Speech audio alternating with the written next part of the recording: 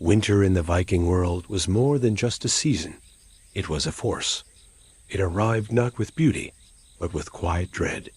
The snow did not simply fall. It crept in, buried the fields, silenced the rivers, and turned homes into places of stillness and waiting. For Viking children, winter was not a time of play or wonder. It was a season of darkness, hunger, and fear. They knew what the cold could do. They saw it in the cracked skin of their parents' hands, in the coughing fits by the hearth, in the dwindling bowls at mealtime. They heard it in the howling winds and the snapping of frozen branches. And they learned early that not everyone survived the long, bleak months between the first frost and the thaw. This is the story of those winters, the hard ones, the quiet ones, the ones that stayed too long. It's a story told not through battles or voyages, but through the eyes of the young, the children who waited, who watched, and who feared what might come next when the sky stayed dark, the fires burned low, and the wolves began to howl beyond the trees. Before the snows blanketed the earth, and the wolves came howling from the edge of the forest, before the rivers froze solid, and the smoke from Longhouse, chimneys spiraled endlessly into a gray sky, Viking children learned to recognize the subtle signs of winter's approach. They didn't need to be told. The land itself whispered the warning in 100 quiet ways, if only one listened closely enough. And children, more attuned to change than they often appeared, listened very carefully. The wind was the first to change. Where it had once danced playfully through the grass and hair, it began to bite. It lost its softness and turned sharp and dry, cutting across the cheeks of anyone caught in its path. Trees spoke of it too, first the birches, their yellowing leaves trembling with uncertainty, and then the dark evergreens, bowing slightly as if in agreement that something was shifting. Children would pause and look to the treetops, their eyes wide and solemn. They sensed what was coming in a way words could not fully explain. Water, too, began to slow. The rivers that once tumbled over stones and hummed with life grew sluggish. Puddles in the village paths hardened overnight, covered in thin white sheets that cracked like glass under a boot heel. Children dared each other to step on them, smiling at the sound, but saying little about what the ice really meant. It was beautiful, yes, but cold beauty is rarely comforting. It signaled the earth drawing in on itself, curling away for warmth. Animals responded in kind. Birds gathered more tightly before fleeing south. Their cries, sharp and frantic, filled the skies for a few short days before silence returned. Dogs became restless, sleeping nearer the hearth, watching the door more often. Cats barely left the furs, curling themselves into smaller and smaller shapes, as if to disappear into warmth. Children, watching the animals more closely than adults realized, mimicked their behavior, staying indoors longer, keeping their voices low. And always there was the sky. Its color dulled with every passing day. The bold blue of summer faded into the leaden gray of something heavier. The sun no longer climbed high, but hung low and wide, barely cresting the trees before beginning its slow descent. By afternoon, long shadows fell across the village, stretching like fingers across the snowless ground. Children would wake in darkness, eat in darkness, and sleep in darkness. And somewhere inside them, a quiet dread began to take root. Their parents noticed too, but spoke of it differently. They became busier, more urgent. What once were tasks became rituals. The last of the fish were salted and packed away. Grain was measured with a glance that lingered a little too long. Fires were stoked before sunrise. Windows and walls were checked for cracks. Children were given jobs without explanation, fetching wood, stirring pots, helping to carry baskets from the field. It wasn't punishment. It was preparation. The smells inside the longhouse began to change as well. Gone was the scent of fresh herbs, of sun-warmed wool and loamy earth. Now the air was thick with smoke, dried fish, and the sharp tang of preserved cabbage. Meat smoked slowly in the back room. Berries simmered in jars. Children noticed these changes without always understanding them, but they began to associate the new smells with something that lay ahead, something they couldn't stop. Then, one morning, it arrived, the first frost. It was silent and silver. The fields sparkled, coated with a dusting of white that clung to every stalk and stone. Roofs glistened. The paths to the well were brittle underfoot. Even the trees seemed to stand still, their branches lined with delicate ice. Children opened the door and gasped, not because it was cold, though it was, but because the world had changed overnight. The air was so still, so sharp, it felt like breathing in glass. Their feet burned from the frozen ground, their fingers stung with the bite of the wind. They stood quietly, staring. The frost was beautiful, but its beauty was not joyful. It was solemn, like a bell tolling in the distance. Everyone knew what came next. It wasn't fear of the frost itself, but of everything it meant. With frost came the fading of light and the tightening of rationed meals. The rivers would soon be sealed in silence. Hunting would become harder, and fishing would stop entirely. Food stores would be locked away, and every portion would be watched. Sickness would spread in the tight, warm air of the longhouse. The old would grow weaker. The youngest might not make it to the spring. Children saw the change in their parents' faces. They saw it in the way firewood was counted, in how stew was made thinner, how the goats were checked more often. They saw it in how adults pulled them closer at night, not out of warmth, but out of worry. They learned to read these signs, even if no one ever explained them. And with the frost came stories, quiet ones, told beside the fire when the wind outside howled like wolves. Tales of winters long ago, of children who went missing in the snow, of storms that buried villages, of years when spring never came. The elders did not speak to frighten, but to prepare. Every child in the village knew these tales. They weren't myths. They were warnings. Viking children did not fear the frost the way one fears a monster in the dark. They feared what followed: the hunger, the silence, the sickness, the loss. They dressed with care, wrapping themselves in every scrap of warmth. They held hands more tightly when walking through the village. They learned to move quietly, to stay near the fire, to watch the skies. Because winter had arrived not in a single moment, but in many little ones. A cracked puddle, a stilled stream, a changed wind, a breath that turned white in the air. The first frost marked the beginning, and Viking children, wise beyond their years, understood what that meant. The earth itself seemed to groan as the last of the warmth drained from the land. It didn't happen all at once, but in stages subtle at first, then unignorable. Viking children learned early how to listen for those signals. They felt them underfoot. The soil that had once been soft and forgiving turned hard and unwelcoming. Fields that had bloomed with barley and oats mere weeks before now sat stripped and stubbled, skeletal remains of summer's bounty. And as the air grew colder, the ground began to split, not in violent cracks, but slow, creeping ones.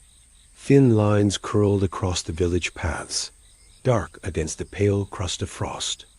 Children would crouch low to run their fingers along them, tracing the webbed patterns like scars. These were the first wounds of winter. The warmth of the sun no longer reached the roots. The last of the moisture fled, and when the earth could no longer stretch, it cracked. The final harvest was always a desperate rush. Entire families worked the fields with an urgency that went unspoken but never unshared. Parents worked from dawn to dusk, but the children had their place too. They bent their backs to the soil, digging out onions, pulling cabbage from the frost-tinged dirt, carrying baskets of late-season turnips to the storehouse. Their hands ached. Dirt clung to their sleeves and filled the gaps beneath their fingernails. But they didn't complain. They knew this was survival. Not everything could be saved. Some crops, too small or too stubborn, refused to mature in time. With each morning frost, more plants withered, their leaves curled inward like fists. Children would look at a cabbage that just yesterday had stood proud, now darkened and limp, and feel a pang of something they didn't quite have a name for. Not sadness, not fear, but a growing sense of what winter would take. Sometimes the older ones would press their hands against the soil at dawn, hoping to feel a trace of warmth still inside it. But the cold had already crept too deep. It was always faster than they remembered. One day, you could still kneel and dig. The next, the earth was like stone. Inside the longhouses, the stores were inspected more often. Bins of dried grain were stirred with long wooden rods. Jars of preserved berries were unsealed, sniffed, and resealed with a new cloth. The air in the food house was heavy with salt and smoke. And the children, now too young to till but old enough to notice, watched the adult faces as they counted and weighed, silently measuring the months ahead. Animals sensed it too. The pigs grew restless and uneasy, rooting around in the hardened mud. Chickens laid fewer eggs. The cows, if the family was lucky enough to own any, were quieter, their breath steaming heavily in the cold mornings. And when an animal had to be slaughtered, the children watched, not with horror, but with a solemn respect. Meat meant life. Every cut had purpose. Nothing was wasted. As the fields emptied and the nights deepened, the work shifted indoors. Cloaks were mended, boots resoled, blankets patched. Children were tasked with sorting wool, carding it, helping to spin what little could still be spun by weak firelight. Even the smallest hands had jobs brushing dust from dried herbs, shelling beans, or helping to press dried mud between the cracks of the longhouse walls to keep out the wind. And then there was the firewood. Always the firewood. Wood gathering began long before the first frost, but it became frantic once the earth turned hard. Trees no longer fell easily. Branches snapped with brittle pops. The children followed their elders into the forest in the gray light of morning, dragging sleds behind them or carrying bundles bound with rope. They stepped carefully now roots were slick with ice, and the wind whispered through the trees with a voice that sometimes sounded like words. "Don't linger," the elders warned, "and never go alone." The younger children gathered kindling twigs and dry moss, whatever might catch quickly. The older ones learned to swing small axes, cleaving logs and stacking them in neat piles near the door. Fire was everything. Without it, the food could not be cooked, the water could not be thawed, and the sick could not be comforted. Without fire, there was no winter survival. And so, the children worked with quiet resolve, their breath white in the air, their fingers numb even beneath fur-lined gloves. Back at home, every bundle of wood was measured with the eyes of someone who had known loss. Parents did not say it aloud, but the children could feel it. They had heard the stories. Stories of winters when the wood ran out too early, when the walls grew so cold that frost formed inside the house, when families huddled together beneath blankets and still shivered, when choices had to be made wood for heat or wood for cooking. One could not always have both. The dying breath of autumn was not mourned with tears, but with silence. There was no ceremony, no farewell. The trees shed their last leaves, and the sky stayed overcast for days. Sometimes the rain came not heavy, but slow and freezing. It soaked into the earth just enough to harden it further. There were no more birdsong, no more buzzing of bees, no more soft grass beneath bare feet. Children grew quieter too. They played less. They lingered indoors, pressed close to the fire. They helped where they could, listened when they were told, and watched the world change around them with solemn understanding. There was no need to ask what month it was. They could feel it in their bones. Winter was no longer coming. It was here, and beneath their boots, the earth cracked. By the time the fields lay bare, something shifted in the hearts of everyone, especially the children. It wasn't just the cold in the air, nor the way the wind clawed its way under cloaks and fur-lined hoods. It was the sudden stillness. Fields that once teemed with life-buzzing insects, bending barley, hands and laughter moving through rows, were now stripped and hollow. There was nothing left to pull from the soil. No green to tend, no color left to protect. The land was silent. And in that silence, fear quietly took root. The last days of the harvest always carried a frantic rhythm. At first, there had been hope in the workful baskets, heavy arms, wagons groaning under the weight of grain and root vegetables. But even then, in the early days of gathering, the experienced eyes of parents and elders were scanning the bins, the cellars, the drying racks, with a growing concern. They weren't just counting what had been saved. They were calculating what hadn't arrived. They knew, long before the children did, whether the harvest had been enough. By the time the final rows had been cleared, the truth had settled in the pit of every stomach. This year had yielded less than hoped. The grain was lighter. More of the turnips were small and crooked. Some of the apples had spoiled before they could be smoked. And already, just as the stores were being sealed, people were whispering the same heavy thought. It might not last. Children didn't understand the weight of numbers, of measures and rations, not the way their elders did. But they understood tone. They saw the difference in how food was handled. They noticed that meals came with fewer seconds, that the bowls weren't filled quite to the rim. That salted meat, once handed out in thick, joyful slices, now came thinner and slower. The adults said little, but the children listened carefully to what wasn't being said.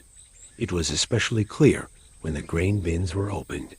In many homes, the grain was kept in carved wooden chests or clay-lined pits dug into the corner of the longhouse floor.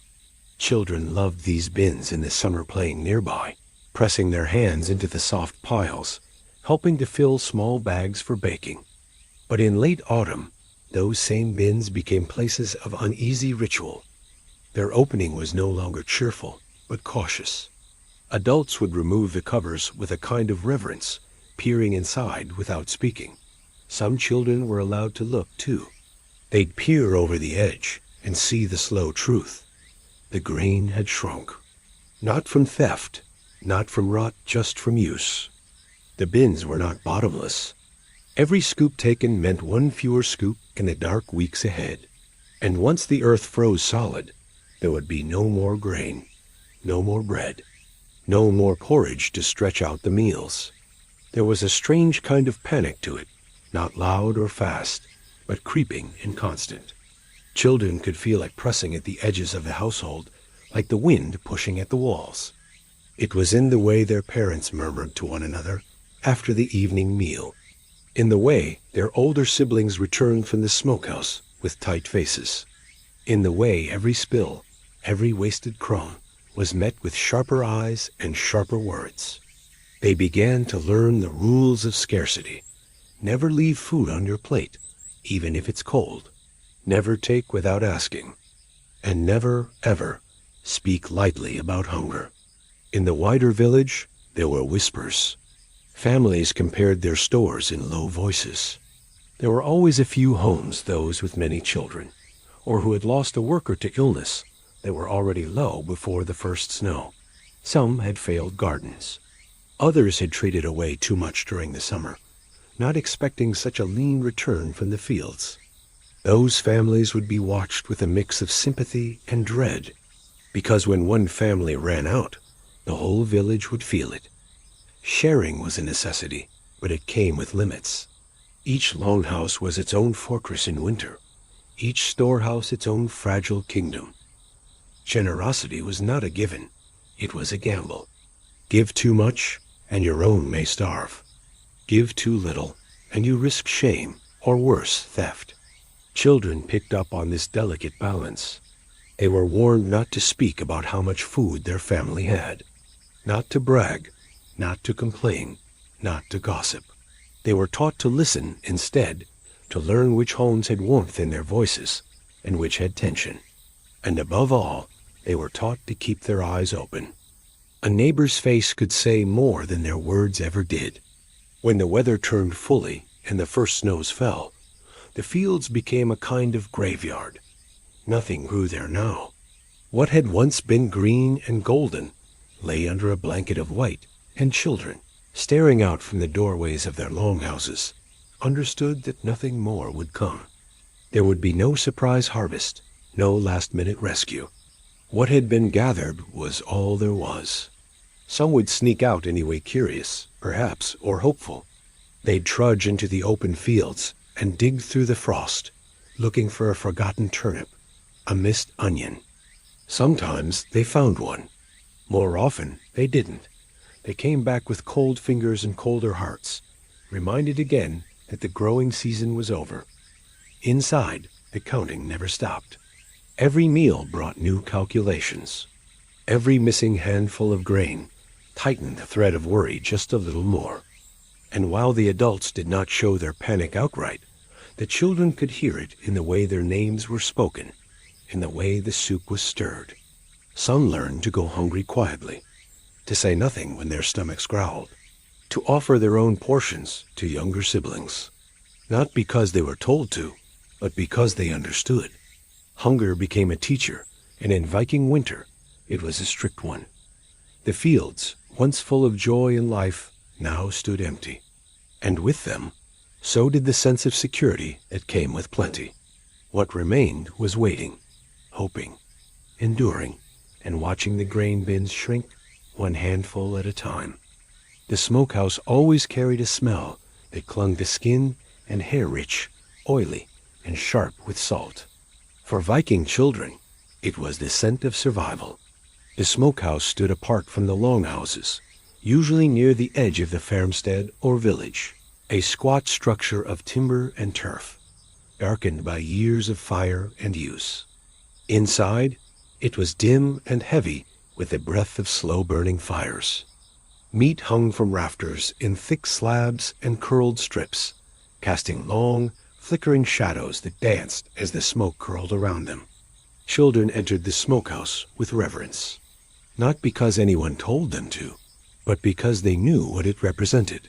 It was the place where time was bought, where what had been alive only days before was transformed into something that might last the winter.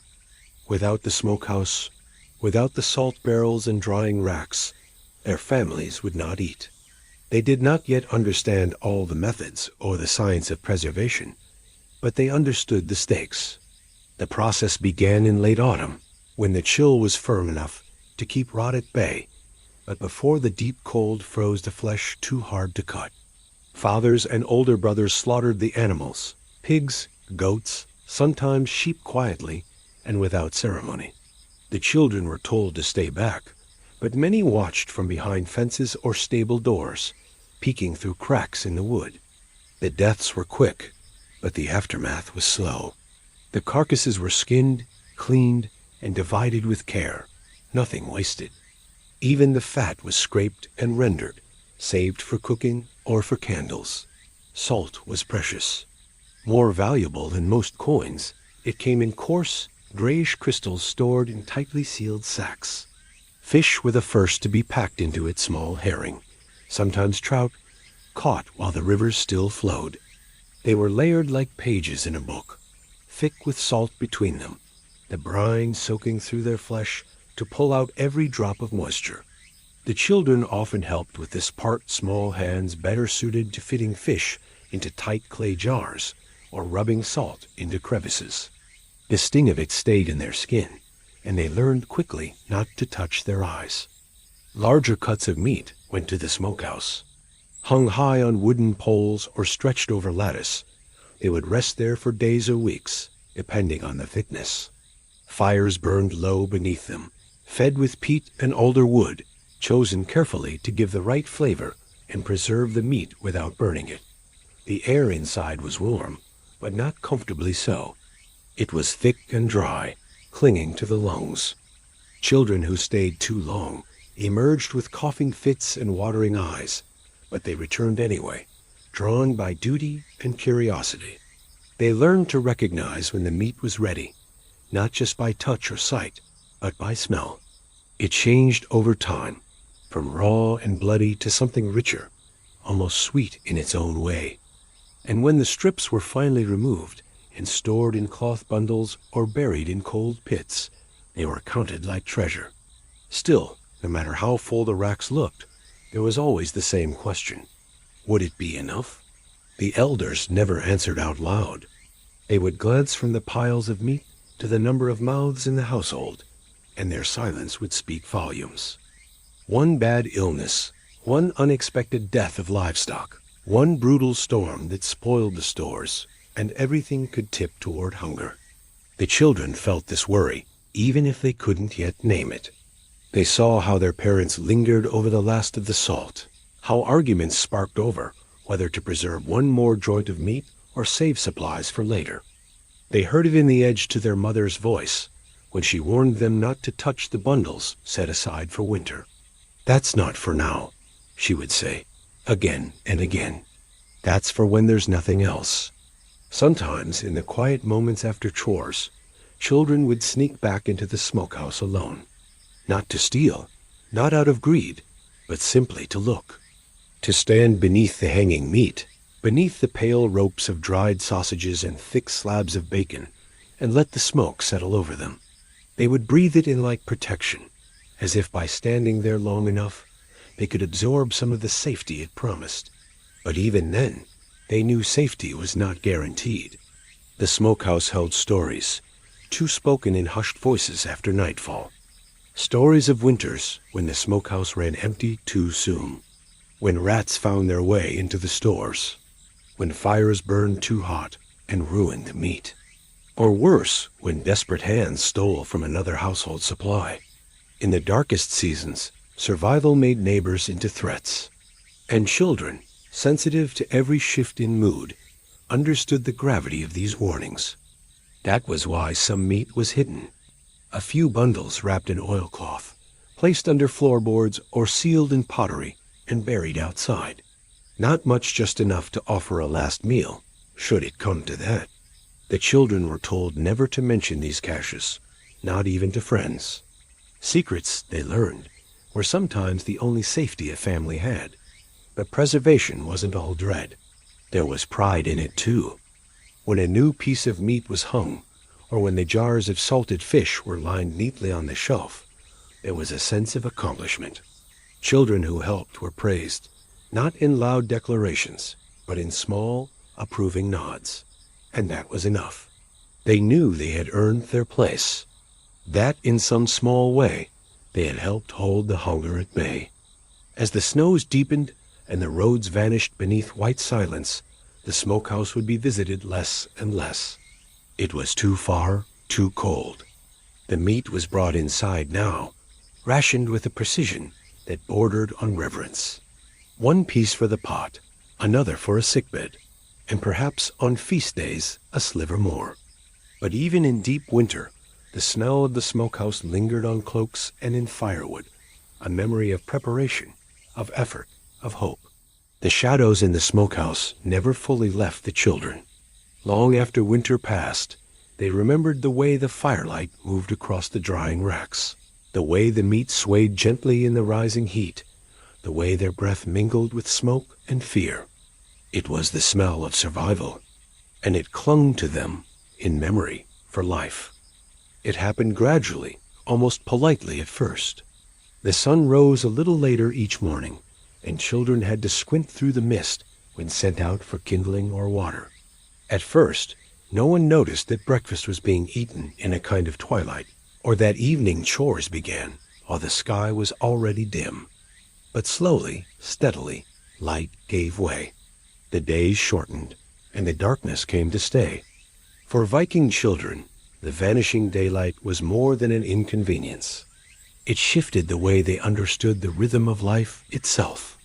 Time was not counted in hours, not as they knew it in later centuries, but in tasks, meals, and the sun's slow arc across the sky. When that arc grew smaller, when the sun barely crept above the horizon before dipping away again, everything changed. Time collapsed. The world felt smaller, more urgent, more uncertain. By the middle of winter, there were days when it seemed as if the sun never truly arrived. Just a dull gray light that filtered down through thick clouds, barely illuminating the snow-covered fields or the muddy, frozen paths between longhouses.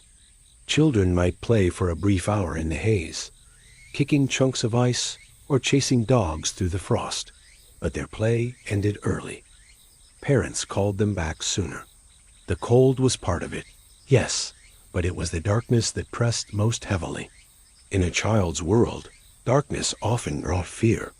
Not the loud, frantic kind, but a quiet unease. Shadows stretched longer inside the house, creeping into corners where light could not reach. The hearth fire, once a background comfort, became the center of the universe. Everything was drawn in toward it: meals, storytelling, work, warmth. It was where safety lived.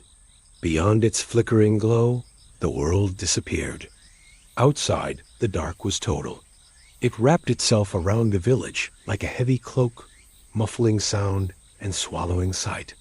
Children who had once run from house to house, with bare feet in summer, now hesitated even to fetch firewood from the stack beside the door.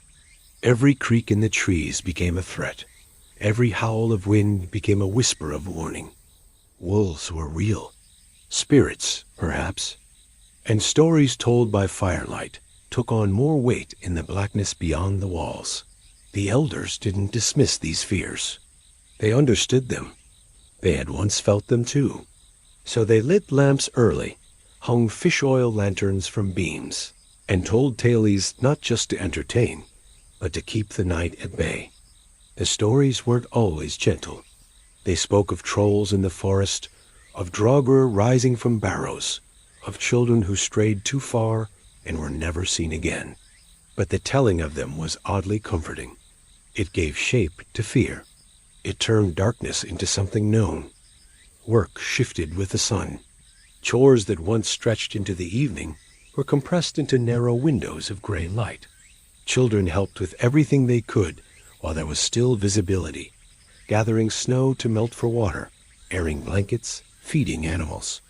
And when the light began to fade, they hurried home, knowing that if they lingered, they might be scolded or worse, forgotten outside the threshold. Inside, the pace of life changed.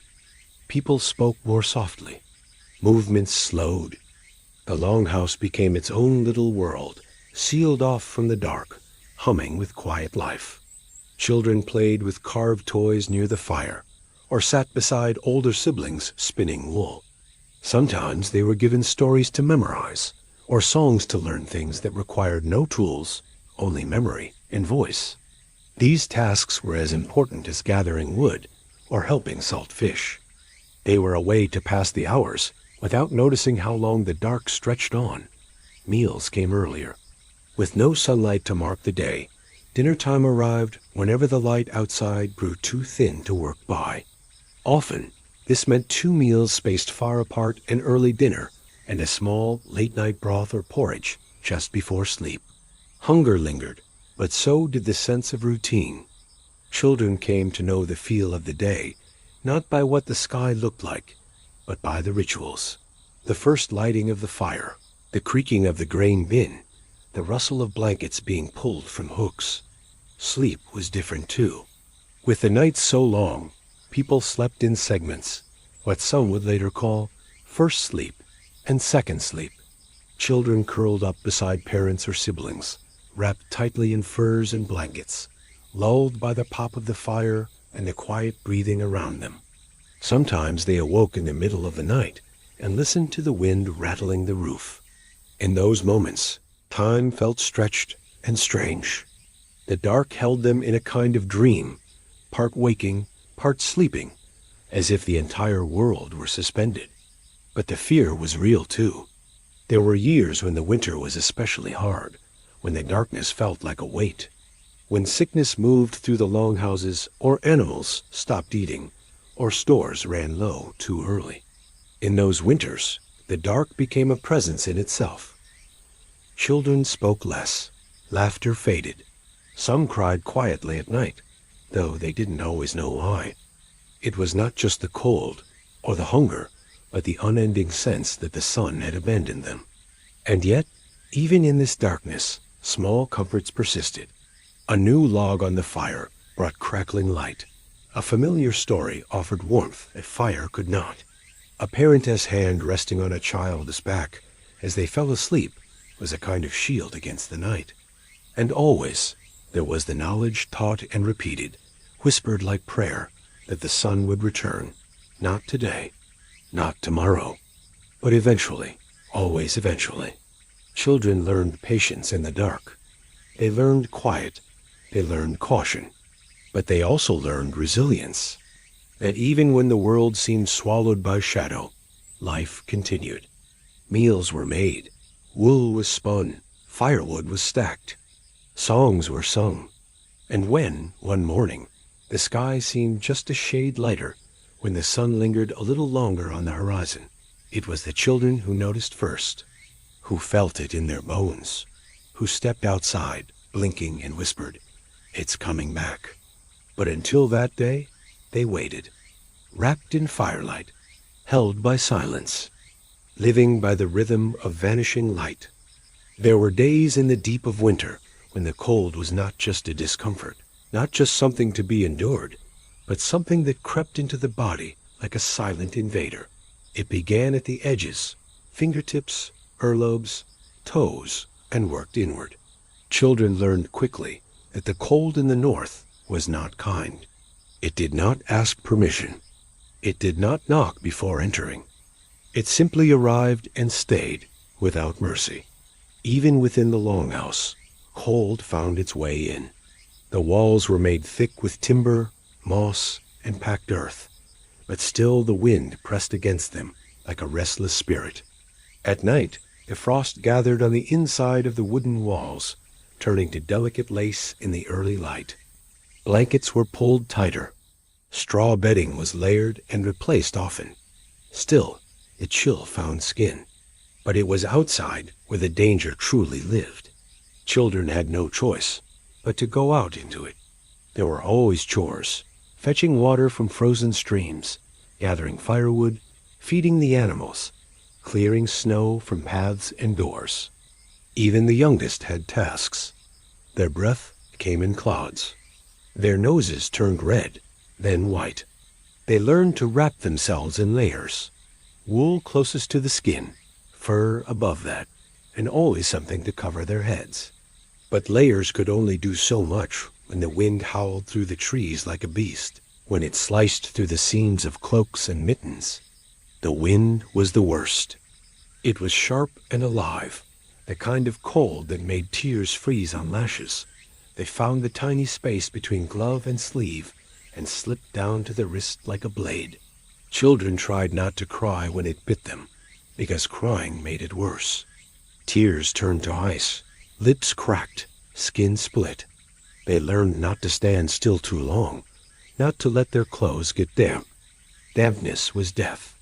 If snow melted against the body and soaked through the wool, the cold could reach even faster, deeper. Toes were the first to go numb. Children would stamp their feet in the snow, trying to bring them back, but sometimes it was too late. Toes lost all feeling, as if they had disappeared. Fingers followed. At first, they turned stiff, then they burned, then nothing.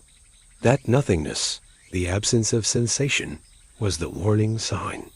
And if they ignored it, if they waited too long, the damage became permanent. Frostbite was not spoken of in dramatic terms. It was too common for that. Parents would simply examine a child's fingers when they came in, turning them gently in the firelight, watching the color. If the skin was pale but warm, there was still time. If it was blue or gray, they brought out the sav goose fat mixed with herbs, warmed slightly, applied gently but quickly. Sometimes it worked. Sometimes it didn't. Ears were vulnerable too. Children wore hoods lined with fur, but the fabric thinned over time. If a hood slipped, or if they took it off in play, the consequences could last a lifetime. More than one adult in the village had an ear that was misshapen, curled, or missing entirely. Children were told the stories as warnings. They listened. Inside, when the work was done and the doors barred against the wind, the thawing was slow and painful. Numb fingers didn't return quietly. They came back with fire. The ache of returning sensation could bring tears to the strongest. Children sat by the hearth with hands cupped around hot broth, trembling as the warmth came back. It felt like needles sharp and deep, but they were told to be glad for the pain. Pain meant life. It meant the cold hadn't taken them. Not yet. Not every child escaped unscathed. There were winters when someone lost a finger, a toe, or part of a foot. The healer would come with knives and cloth, and children would listen from the shadows as the silence broke into gasps and groans. Those who returned from such ordeals carried their injuries with pride and shame in equal measure. The scars reminded everyone, especially the young, that winter was not something you outgrew. It was something you survived. There were lessons in it. Practical ones. Never touch metal with bare skin. Never walk on ice unless you know it's thick. Never sleep too close to the door. And always, always listen to your body. Numbness was not bravery. It was a warning. Some children learned the cold's language early. They could feel when the wind was about to shift. They knew which days brought brittle air that cracked skin, and which days brought snow soft enough to muffle footsteps. They learned how to warm their clothes by the fire before stepping outside. They tucked warm stones into their mittens or boot stones that had sat by the hearth all night, just enough to hold heat for a short while.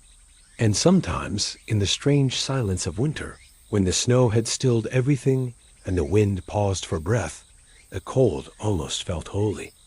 There was a stillness to it, a clarity. You could hear your own breath. You could hear the crunch of snow underfoot like a song. And for a few moments, it seemed like the world had stopped spinning. Those moments were rare, but children remembered them. They were the cold's only kindness. But mostly it was a threat. A slow, creeping enemy that waited in every gust, that slid beneath every gap in the walls, that whispered in the dark.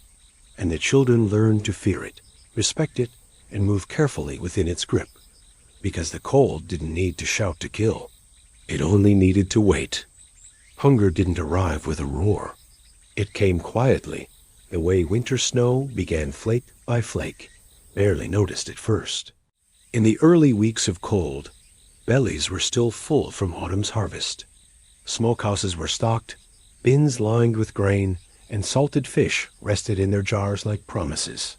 Meals were warm, generous even, but each one took something that couldn't be replaced. Each ladle dipped into the stew, each handful of oats boiled for breakfast. It all chipped away at the stores.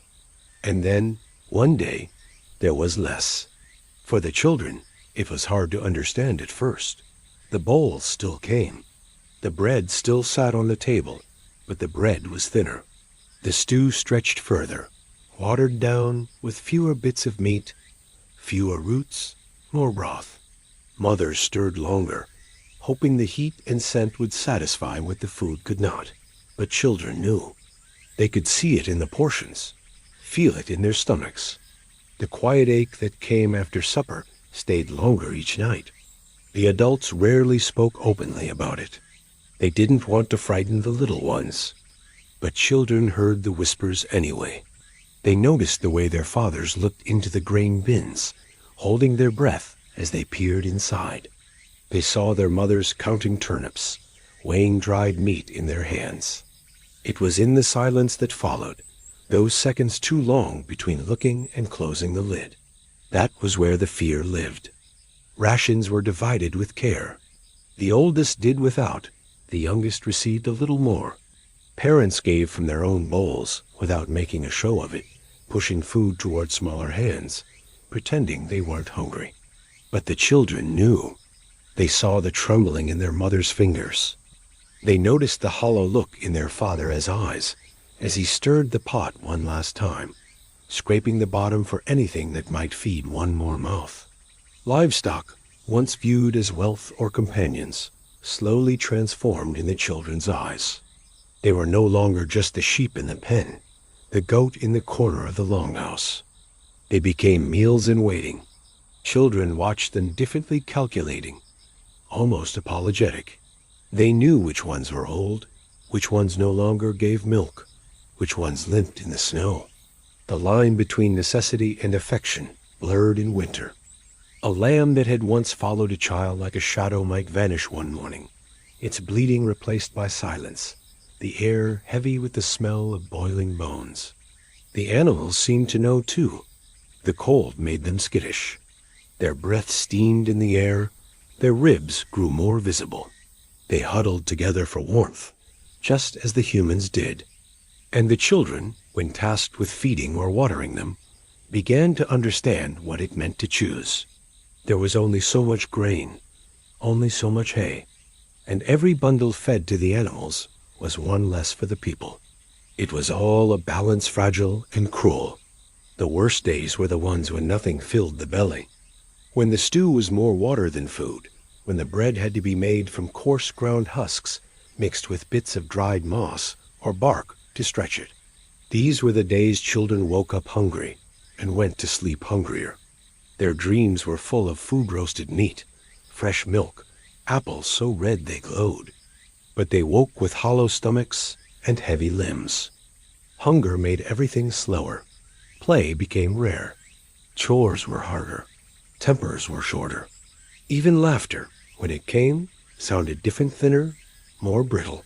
Children fought more, then cried after, too tired to hold on to anger.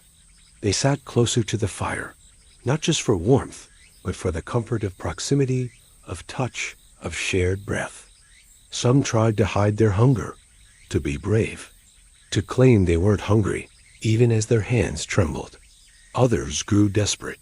A few snuck into the stores and stole handfuls of grain, raw scraps of dried meat, only to be caught and punished, not harshly, but with sad eyes and firm words. "We're all hungry," they were told. "You must wait. We all must wait." And wait they did, for word of a hunter who brought back something from the woods, for a trap to catch a rabbit, a bird, anything, for a neighbor to share, for the sun to rise on a day that didn't feel like a test. And while they waited, they learned. They learned that hunger made people softer and harder at once, that kindness could bloom in the smallest acts, a mother saving a last bit of fat to rub into a child's cracked hands, a sibling trading their half of bread for a smile. But they also learned how hunger stripped away illusion, that survival was not always graceful, that some days there was no dignity, only endurance. There were stories, too, told at night by the fire, when even stories couldn't fill the silence in their bellies.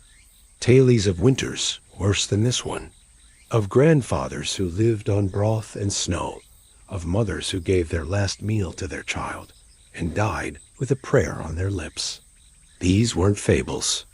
They were memories passed down as warnings, as proof that others had survived, and so could they. And still the hunger lingered. It became part of the air. It changed how food was spoken of, how meals were remembered. Children began to dream of spring, not as a season, but as salvation. When the earth would soften, when shoots would push through frost, when the first fish would swim back into the rivers. But that was far off. For now, there was only cold, and hunger, and the will to endure. Winter's chill crept deep into the bones of the village, but it was not the cold alone that gnawed at the children's lives. Alongside the biting frost came the quiet creeping shadow of sickness coughs that began as soft whispers, then grew harsh and ragged. Fevers that burned bright in small faces, stealing color and strength. Lungs that wheezed beneath blankets. And bodies that grew thin and heavy with fatigue. The hearth, once the heart of warmth and laughter, became the center of a different kind of vigil. The sickbed. Sickness in winter was a slow thief. It did not announce itself like a storm, but seeped in with the dark and the cold. It began with a cough, a simple clearing of the throat, that many dismissed as a chill settling in. But soon it deepened, shaking fragile frames with spasms, rattling through chest and ribs, dragging breath from lungs already stiffened by the cold.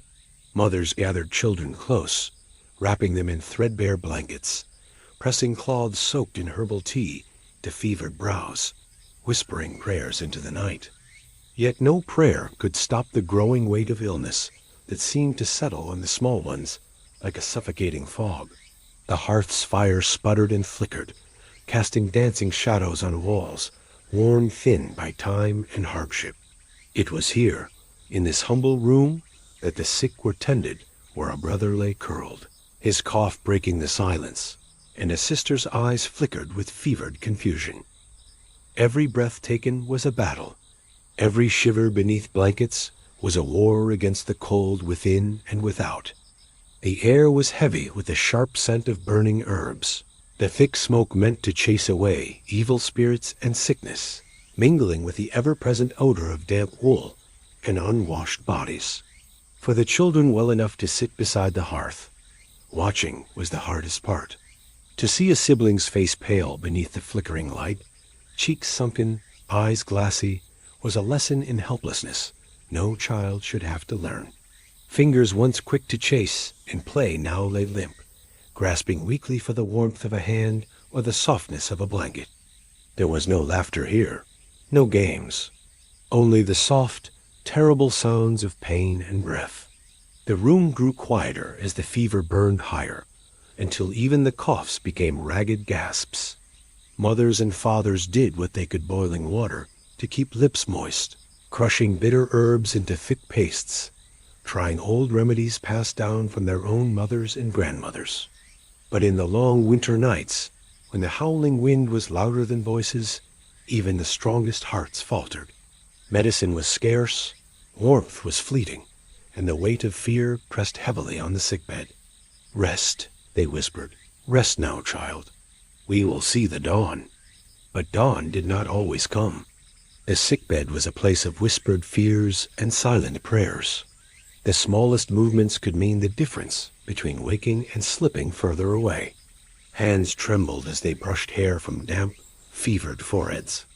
Eyes watched every twitch and every shallow breath, every flutter of an eyelid, as if by sheer will they could hold illness at bay. The world beyond the heart's walls faded, replaced by the narrow focus of breath and pulse, of heat and cold, life and death. In these moments, the boundaries between children and adults blurred. Young ones learned to hold vigil, to keep silent watch through the endless hours of night. They learned to bear the burden of hope and fear without words. The siblings well enough to move would steal quiet moments to touch a fevered hand, to whisper soft comforts no one else could hear. In these small acts was a tenderness born of desperation, a fragile thread connecting the living to the fading. The fevers brought confusion too. Children would speak of strange dreams and distant places, of shadows that danced beyond the firelight, of voices calling them to a land without cold or pain. They would clutch at invisible things, reach for the unseen, their minds slipping in and out of the waking world. Parents watched helplessly, torn between joy when their child's eyes cleared for a moment and dread at the flicker as passing. The line between reality and fevered illusion was thin and trembling. Sickness could be sudden, swift, and cruel. Some children, strong through autumn's bounty, would fall ill with alarming speed. A cough turned into a struggle for air. A fever climbed beyond the reach of herbs and blankets, and before the dawn, a small chest would rise no more. The sorrow was sharp and silent, a wound deeper than any hunger or cold. The village mourned in hushed tones, knowing that the winter had claimed another. But often, sickness lingered, dragging on with a slow and grinding weariness that exhausted body and spirit alike. Days bled into nights, and nights into days, with little change. A child who could not sit up, could not eat or drink without help, who grew paler with each passing hour. The sickbed became a fixture of the household, a quiet, persistent reminder of frailty and the tenuousness of life. Brothers and sisters who once ran and played were reduced to whispered memories, ghosts of themselves, waiting for the warmth of spring or a miracle. Families who had survived previous winters shared their hard-won wisdom. They spoke softly of keeping the sick warm, but not overheated, of moistening lips with tea made from willow bark or elderflower, of the importance of rest. They cautioned against overexertion, told tales of children saved by gentle care and stubborn will. But always, beneath the hope, there was a shadow of knowledge that not every child would survive the cold season. That death was an unwelcome but persistent companion. The hearth was both a place of care and of helplessness. Its flames were a flicker of life against the cold and the dark, but they could not burn away the sickness that settled deep in lungs and bones. Its warmth was a balm, but it could not mend what fever and weakness had broken. Around it, the family gathered, bound by love and fear, by resilience and grief. The suffering was not borne by the sick alone. Those well enough to tend them carried a heavy load. Older siblings learned the hard work of nursing, bringing water, fetching herbs, keeping watch through nights when their own bodies trembled with fatigue and fear. Mothers, already worn by hunger and cold, summoned every ounce of strength to hold their children, to soothe coughs that tore at their own hearts. Fathers, sometimes helpless against the slow march of illness, found ways to provide what little comfort they could, stoking fires, mending clothes, offering quiet words. Illness exposed the fragile threads that held the family and village together. It laid bare the limits of human endurance, the thin margin between care and despair. But it also revealed unexpected reserves of kindness and courage. Neighbors shared medicines, swapped herbs, brought food to those too weak to gather it. Quiet prayers passed from house to house, a shared hope that no family would be left utterly broken by the winter's cruel hand. For the children trapped in sickness, the world shrank to the size of the hearth's glow and the steady presence of those who cared for them. They learned the meaning of patience and pain, of hope and loss. They discovered that even in the deepest darkness, there was light, faint, flickering, but real. Sometimes it was the touch of a mother's hand, sometimes the murmur of a sibling's voice, sometimes the simple act of breathing beside the fire. There were nights when the coughs would ease, when the fever would break, and for a moment the sick child would open their eyes and smile. Those moments were treasures, small victories against the relentless cold. Families clung to them, storing them like precious stones against the long winter ahead. They reminded everyone that life, though fragile, could still endure. But there were also nights of silence, deep, terrible silence, when the fire seemed to burn lower and the shadows grew longer, when even the smallest breath was a struggle, and hands held on tightly to the fading warmth, when the stillness at the hearth spoke of absence, of loss, of a child taken too soon. Those nights left a quiet sorrow that settled deep into the bones of the family, a grief as cold and unyielding as the winter outside. The sickbed was a place of endings and beginnings. It marked the boundary between life and death, between the fading year and the hope of spring. In its presence, the children learned about the fragility of health and the preciousness of each moment. They understood that winter's sickness was a test of endurance, not just of bodies, but of hearts and souls. And through it all, the hearth remained fierce and flickering, a stubborn flame against the dark. It held the family together, kept the cold at bay, and offered a place to gather, to grieve, to hope, and to remember that even in the harshest of winters, life was still worth fighting for. Winter's arrival brought more than cold and hunger. It transformed the world itself, shaping the very landscape children knew and loved. Rivers that had once sang their restless song, carrying stories from village to village, fell silent under sheets of ice. Lakes that had shimmered with life grew still and frozen, their surfaces smooth and unbroken like glass. The familiar sounds of flowing water, the gentle lap of waves against the shore, the splash of fish breaking the surface all vanished into a deep, breathless quiet. For children, this silence was strange and unsettling. Water had always been a part of their daily lives, the steady pulse beneath wooden bridges, the glittering path along which boats traveled, the cool, rushing stream where they had learned to wade and fish in warmer months. Now, with the lakes locked in ice and the rivers choked in frost, that living water was gone. The world felt smaller, quieter, as if the breath had been taken from the land itself. The frozen rivers and lakes were like vast mirrors, reflecting the gray winter sky and the skeletal branches of trees. They held a stillness that was almost unnatural, a calm that spoke not of peace, but of waiting for the sun to grow stronger, for the ice to thaw, for life to stir again beneath the frozen surface. Children would walk along the banks, pressing their cold hands to the ice, listening closely for any hint of movement below, but there was nothing but silence. The absence of water sound was more than an inconvenience. It was a loss of connection. Boats no longer ferried people across rivers. Fish no longer leapt to catch flies. The rhythm of daily life slowed as the waterways stopped moving. For many, this meant fewer opportunities to gather food or trade goods. For children, it meant the loss of a familiar companion, the gentle music of water that had soothed them in childhood, the place of play and exploration now closed off by ice.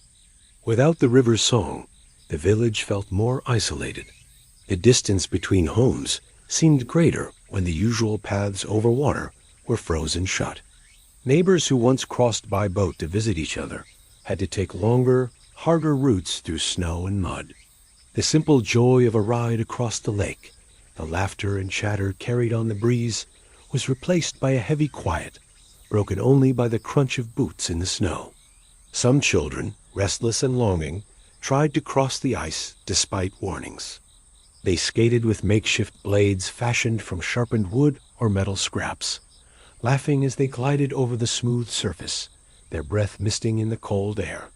But the ice was treacherous.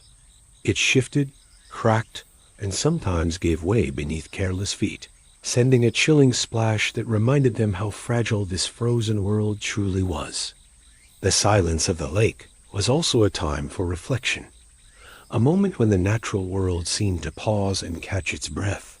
In the absence of rushing water, other sounds became clearer: the whisper of wind through bare branches, the call of a lone crow overhead, the distant bark of a dog. Children learned to listen in new ways, to hear the small voices of winter that had gone unnoticed when the river sang loudly. Frozen lakes became places of quiet wonder as well as hardship. Children discovered patterns etched into the ice fractures that looked like delicate spiderwebs, bubbles trapped like frozen pearls beneath the surface, and the strange, milky swirl of snow caught just beneath the ice's skin.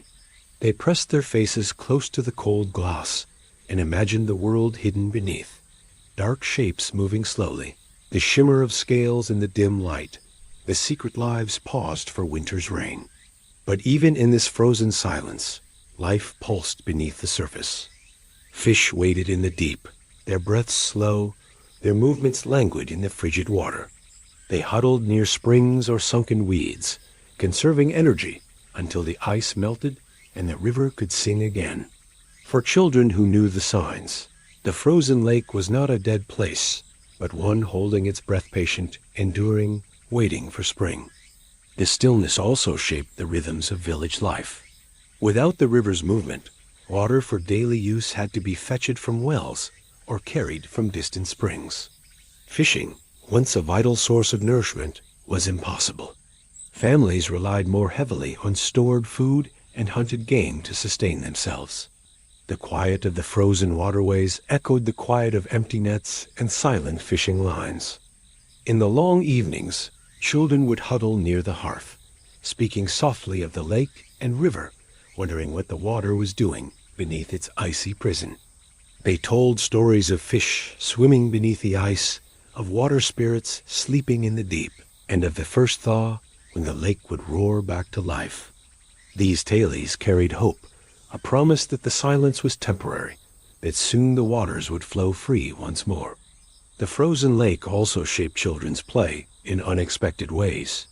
The ice became a playground, a vast, open space for sliding, spinning, and running wild. Snowdrifts piled along the banks became forts and castles, battlegrounds for imaginary wars. Yet the lake's silence was a reminder of winter's harshness, a quiet caution in the midst of joy. Mothers warned children not to stray too far, reminding them that beneath the ice lay danger. The silence of the lake was a lesson in patience. It taught children to wait to endure the cold, the stillness, the hunger and illness that winter brought. It was a time to listen and watch, to learn the hidden rhythms of nature and life. And above all, it was a time to hold on to hope that beneath the ice, beneath the silence, life continued. That the river would sing again, the fish would leap, and the village would once more be alive with the sound of moving water. The fire was more than just warmth, it was life itself in the long, merciless winter. It flickered at the center of every home, a stubborn glow against the cold that crept in through cracks in wooden walls and frosted windows. The hearth's flames chased away the biting chill, dried frozen clothes, and cooked the sparse meals that kept the family going. But when the fire went out, even for a moment, it was as if the house itself was stripped bare and exposed to the endless cold. That moment, the sudden absence of heat, the collapse of flame, was a quiet terror.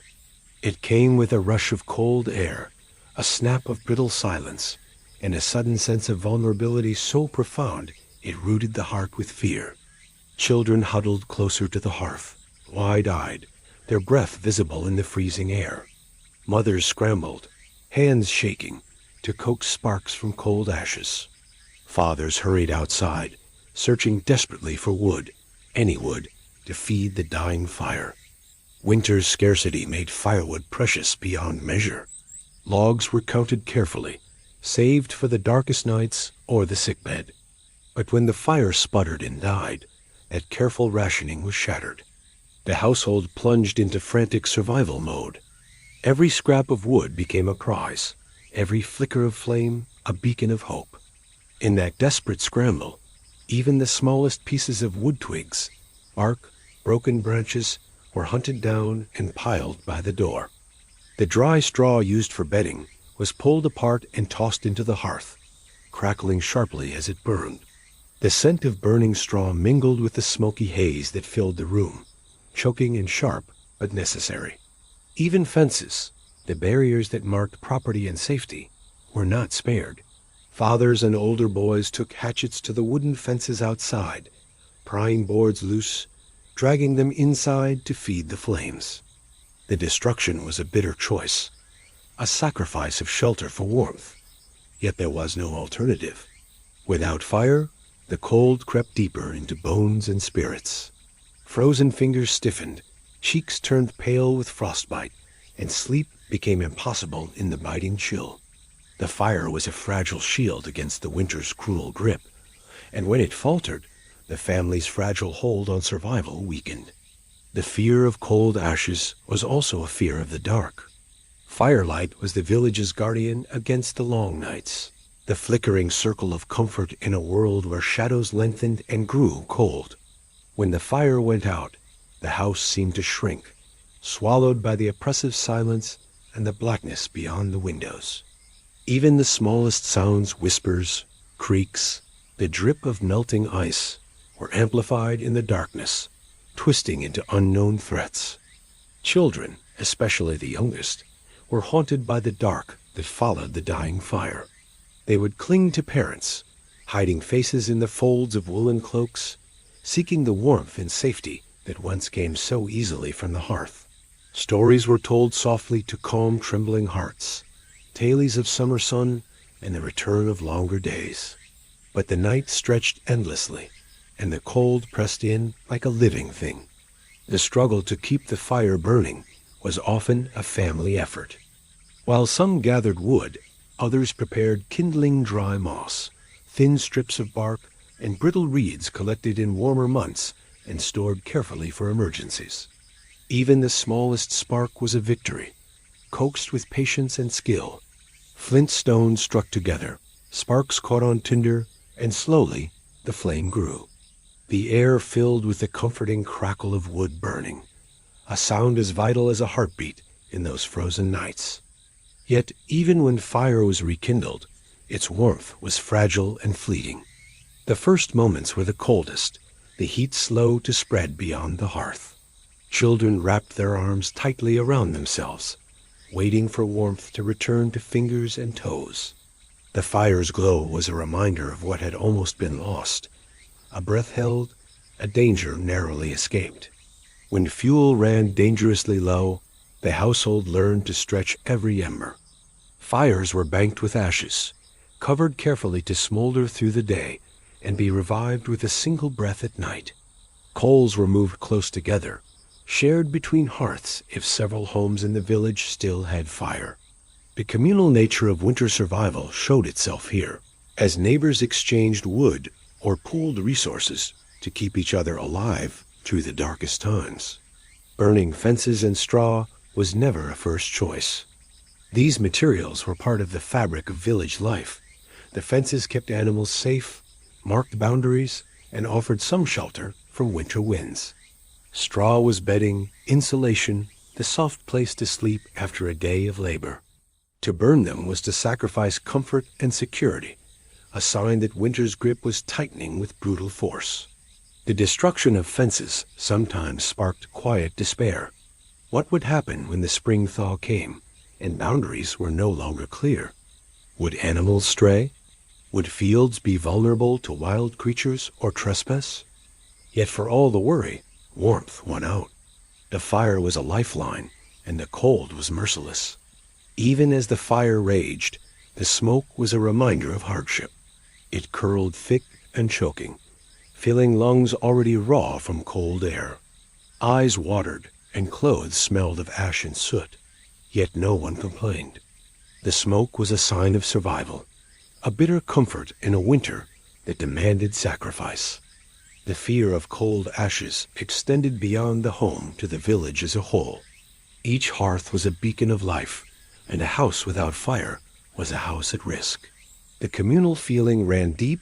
If one home's fire went out, neighbors were rushed to help, sharing kindling or lending wood. There was no room for pride in winter's harsh economy. Survival depended on the warmth of others as much as one's own. This interdependence was sometimes fragile, strained by hunger and fatigue. But in the moments when fire was threatened, it shone brightest. Stories passed between homes spoke of nights when entire families huddled together in a single room, sharing the hearth's glow and each other's warmth. Such closeness brought its own kind of comfort, even as the cold pressed relentlessly outside. The fire was also a symbol of hope. To see flames dancing, to feel heat on the skin, was to believe in spring. It was proof that the dark days would end, that warmth would return. Children learned early to cherish firelight, not just as a physical comfort, but as a sign of life's persistence. It warmed their bodies, yes, but it also warmed their hearts. When the fire finally went out, for good or for long hours, it was a moment of reckoning. It was a call to action, a test of resourcefulness and endurance. Families gathered every last scrap of fuel, shared every ember, and held each other close against the cold that threatened to overwhelm. They whispered prayers, told stories of sun and green fields, and counted the hours until flame and warmth could return. Through it all, the fire remained the stubborn heart of winter, a fragile light against the endless dark. It was a reminder of what was at stake and what must be fought for, a symbol of life in a season ruled by cold and silence. And when it burned strong, it carried with it the promise that no matter how long or harsh the winter, warmth would come again. As the cold tightened its grip and the days shortened into endless twilight, the longhouses grew quieter, except for the crackle of fire and the murmur of voices gathered close. Night after night, the children would huddle near the flickering hearthlight, eyes wide and breath held, as the elders began their stories. These were not the bright tales of summer adventures or heroic hunts. No, these were the whispers of the Draugr, the restless dead who haunted frozen fields and shadowed forests, cursed spirits trapped between worlds and shadows that waited beneath the snow. In the flickering firelight, the stories seemed to take shape dark, silent shapes creeping just beyond the edge of the circle of warmth, eyes gleaming with unnatural light, footsteps muffled by snow but drawing ever closer. The Draugr were not mere ghosts. They were something more terrible, undead warriors who refused to rest, rising from their graves to haunt the living, driven by curses, greed, or unfulfilled vengeance. Children learned early that the Draugr were the embodiment of winter's dread, the cold that clung not just to the body, but to the soul. They were said to roam the frozen lands where the snow lay deepest, beneath the silent trees and broken stones. Their breath was cold as ice. Their touch brought sickness and death. The Draugr's eyes glowed like coals beneath a skull, and their voices were hollow whispers carried on the wind warnings and curses, a promise that no one was truly safe from the dark. The stories varied from village to village, but the fear they inspired was the same. Some spoke of warriors who had died with treasures buried deep beside them, guarding gold and weapons even beyond death. Others told of those who had been wronged in life, their spirits bound by anger and sorrow, unable to find peace. The Draugr were said to rise at night, their heavy footsteps shaking the frozen ground, their hands reaching from beneath the snow to drag the living down into darkness. Elders warned the children never to wander alone in the woods or fields after dusk, especially when the moon was hidden behind clouds and the wind was still. The Draugr could hear the slightest noise, smell the faintest breath. They were drawn to warmth and light, to the living's fear. A careless step on brittle ice, a soft laugh in the dark, could be enough to summon their attention. To guard against the Draugr, the villagers held ancient customs. Salt was scattered in doorways and around beds. Iron tools were placed near windows and hearths, for iron was said to repel the undead. Charms and runes were carved into wood and stone, prayers whispered in Old Norse to bind evil spirits and protect the home. The scent of burning juniper and pine was believed to cleanse the air and drive away darkness. Children, too, learned these protections, how to carry a piece of iron, how to avoid certain paths in the forest, how to speak prayers taught by their mothers and grandmothers. Yet despite all precautions, the Draugr lingered in stories and fears, a shadow at the edges of winter's long nights. The fear was not merely superstition. In a world where winter brought sickness, hunger, and death, the Draugr were a way to give shape to the unknown, to the sudden chill that crept through the body, to the unexplained loss, to the silence left by those who did not return. They were a reminder that even in the safety of the longhouse, the dangers of the cold and dark were never far away. For children, the Draugr stories were both terrifying and mesmerizing. They were a rite of passage, a way to face the darkest fears under the safety of firelight.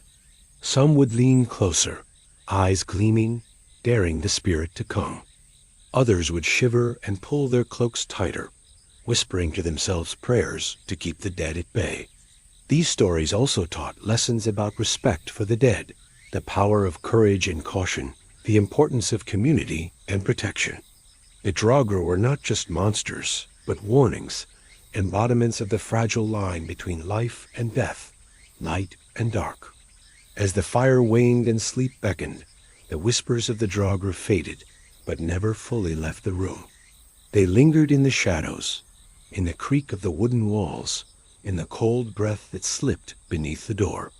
They were part of winter itself, a chilling reminder that even in the longest night, the past was never far behind, and that the silence of the snow hid secrets better left undisturbed.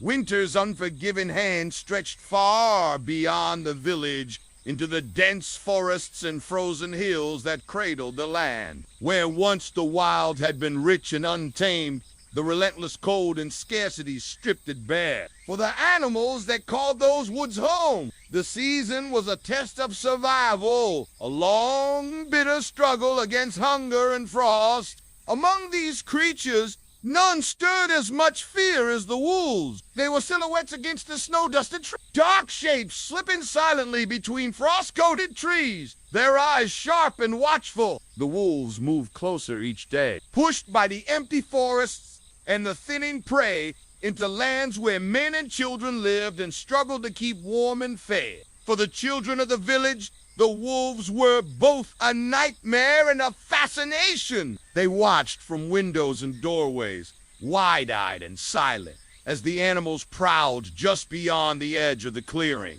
The deep growls and low howls that rose on cold, moonlit nights spoke of hunger and desperation. These were no distant threats. The wild had come close, and with it, the harsh realities of the natural world's brutal hunger. Parents warned their children not to wander near the woods after dark.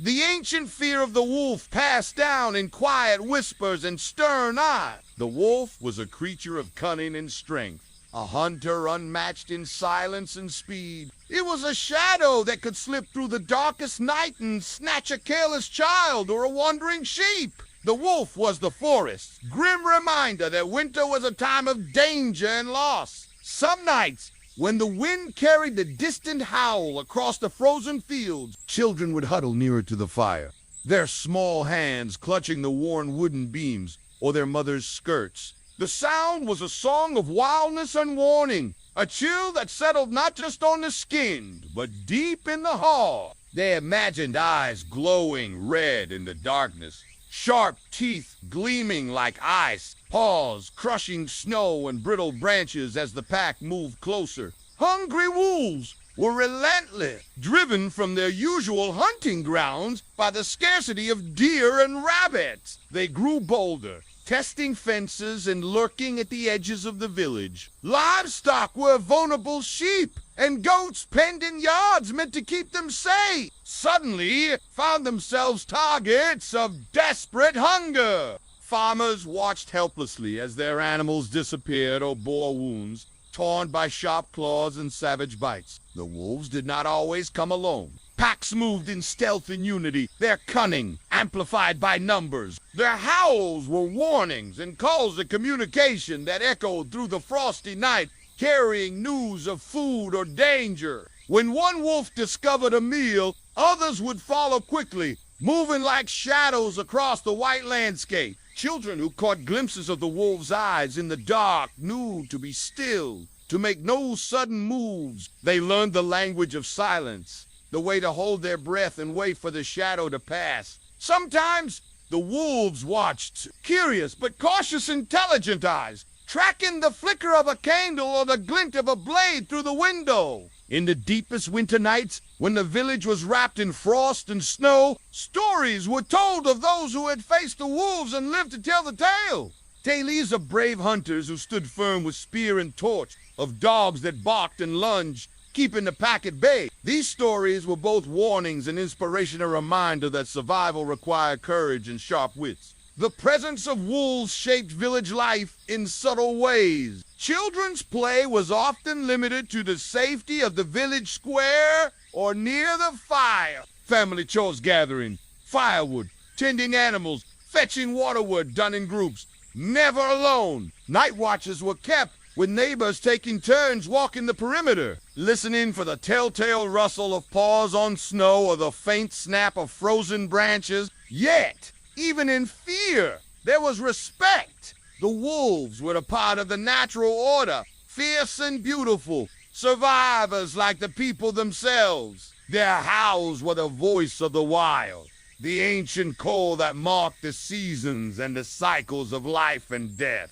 The children learned to see the wolves not just as threats, but as creatures caught in the same struggle for survival, as vulnerable in their own way as the families who huddled by the fire. The closeness of the wolves brought a harsh clarity to winter's reality. It was not just cold and hunger, but a world where every life was at risk, where survival meant constant vigilance and sometimes sacrifice. The wild and the human lived side by side in fragile balance, each shaped by the unyielding demands of the season. As winter stretched on, the wolves would come and go, drawn by hunger but wary of fire and men's weapons. The children waited for spring, not just for warmth and food, but for the return of the forest's fullness, when the wolves would retreat once more into the deep woods and the village could breathe a little easier. Until then, the eyes in the tree line watched, and the wolves drew close. Winter as hold was not only felt in the biting cold or the heavy snow blanketing the land. It was carried on the wind, the fierce, howling breath of the storm that tore through the forests and across frozen fields. The blizzards came without warning, turning day into night and filling the air with swirling snow and ice. Their cries were like voices wild, furious, and filled with a terrible power that seemed to speak directly to the hearts of those who listened. For the children who lived through these storms, the wind was more than just a force of nature. It was a living presence, a messenger from the gods, or perhaps something darker. In the long nights when the storm raged, the howling wind became a chorus of whispers and screams, telling stories of anger and warning. It rattled the shutters and bent the trees, shaking the very earth with its fury. It was the voice of winter itself, unyielding, relentless, and full of sorrow. Villagers gathered close to their hearths during such storms, listening to the wind's cries as if trying to understand its language. Some believed the gods were angry, punishing the world for forgotten sins or broken oaths. Others whispered of darker forces, spirits of the frozen north, restless and vengeful, stirring beneath the snow and ice, moving unseen in the storm's fury. The stories passed down spoke of great battles between gods and giants, of winter spirits who guarded the land with jealous wrath. It was said that when the wind howled loudest, the veil between worlds grew thin, and shadows moved in the storm's heart. The cries were warnings, a reminder that the world was fragile, and that respect for nature, his power, was essential for survival. Children listened with wide eyes as elders told tales of those who had been lost in the blizzards, swallowed by the snow and never seen again. They spoke of travelers frozen on lonely paths, of houses buried beneath drifts, and of voices carried on the wind calls for help, or the laughter of spirits playing tricks on the living. The wind's howl also shaped the rhythms of daily life. When the sky darkened and the first flurries fell, families hurried to secure doors and windows, to bring in firewood and gather food stores. Chores were rushed or left undone as the village prepared for the storm's assault. Once the blizzard settled in, movement became nearly impossible. The world shrank to the size of the hearth's glow, and every breath was a struggle against the cold and snow. The sound of the wind was a constant companion, sometimes a distant moan, other times a roaring scream that filled the night. It was a reminder of winter's power and the smallness of human life in the face of nature as wrath. Children pressed their ears to the walls, trying to catch every nuance, the rise and fall of the storm's voice, the crack of ice breaking, the whistle of snow swirling past the eaves. Despite the terror the wind inspired, it also inspired awe. The blizzard was a force beyond human control, a wild energy that shaped the land and tested the spirit. In the midst of the storm, there was a strange beauty, the dance of snowflakes in the lantern light, the patterns etched by ice on window panes, the quiet moments between gusts when the world seemed to hold its breath. Families huddled close, sharing stories and songs to keep the darkness and fear at bay. The storm outside was fierce, but inside, the warmth of fire and the closeness of kin offered comfort and strength. The cries from the sky reminded everyone that winter was a time of endurance, a test of resilience that shaped generations. In the long hours of the blizzard, children dreamed of the sun's return, of clear skies and thawing earth. They imagined the gods smiling again, the spirits at peace, and the world reborn in the light of spring. Until then, They listened to the wind's cries, a wild, mournful song that carried the memory of past winters and the promise of those yet to come. In the harsh, unyielding stretch of winter, every living thing was tested. Trees bowed beneath the weight of snow. Rivers froze into silence. And the animals that had survived the first cold now faced the slow, creeping grip of hunger and illness. Among these creatures, the death of a goat was more than a loss of meat. It was the loss of warmth, nourishment, and hope. Goats were a lifeline to the village, small but vital bundles of life that offered more than just food.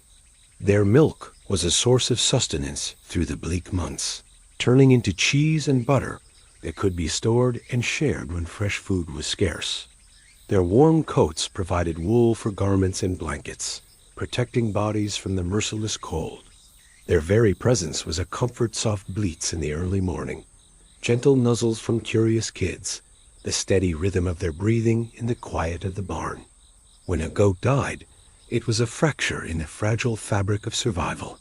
The loss was immediate and tangible. No more fresh milk to soothe sick children, no more warm fleece to weave into garments.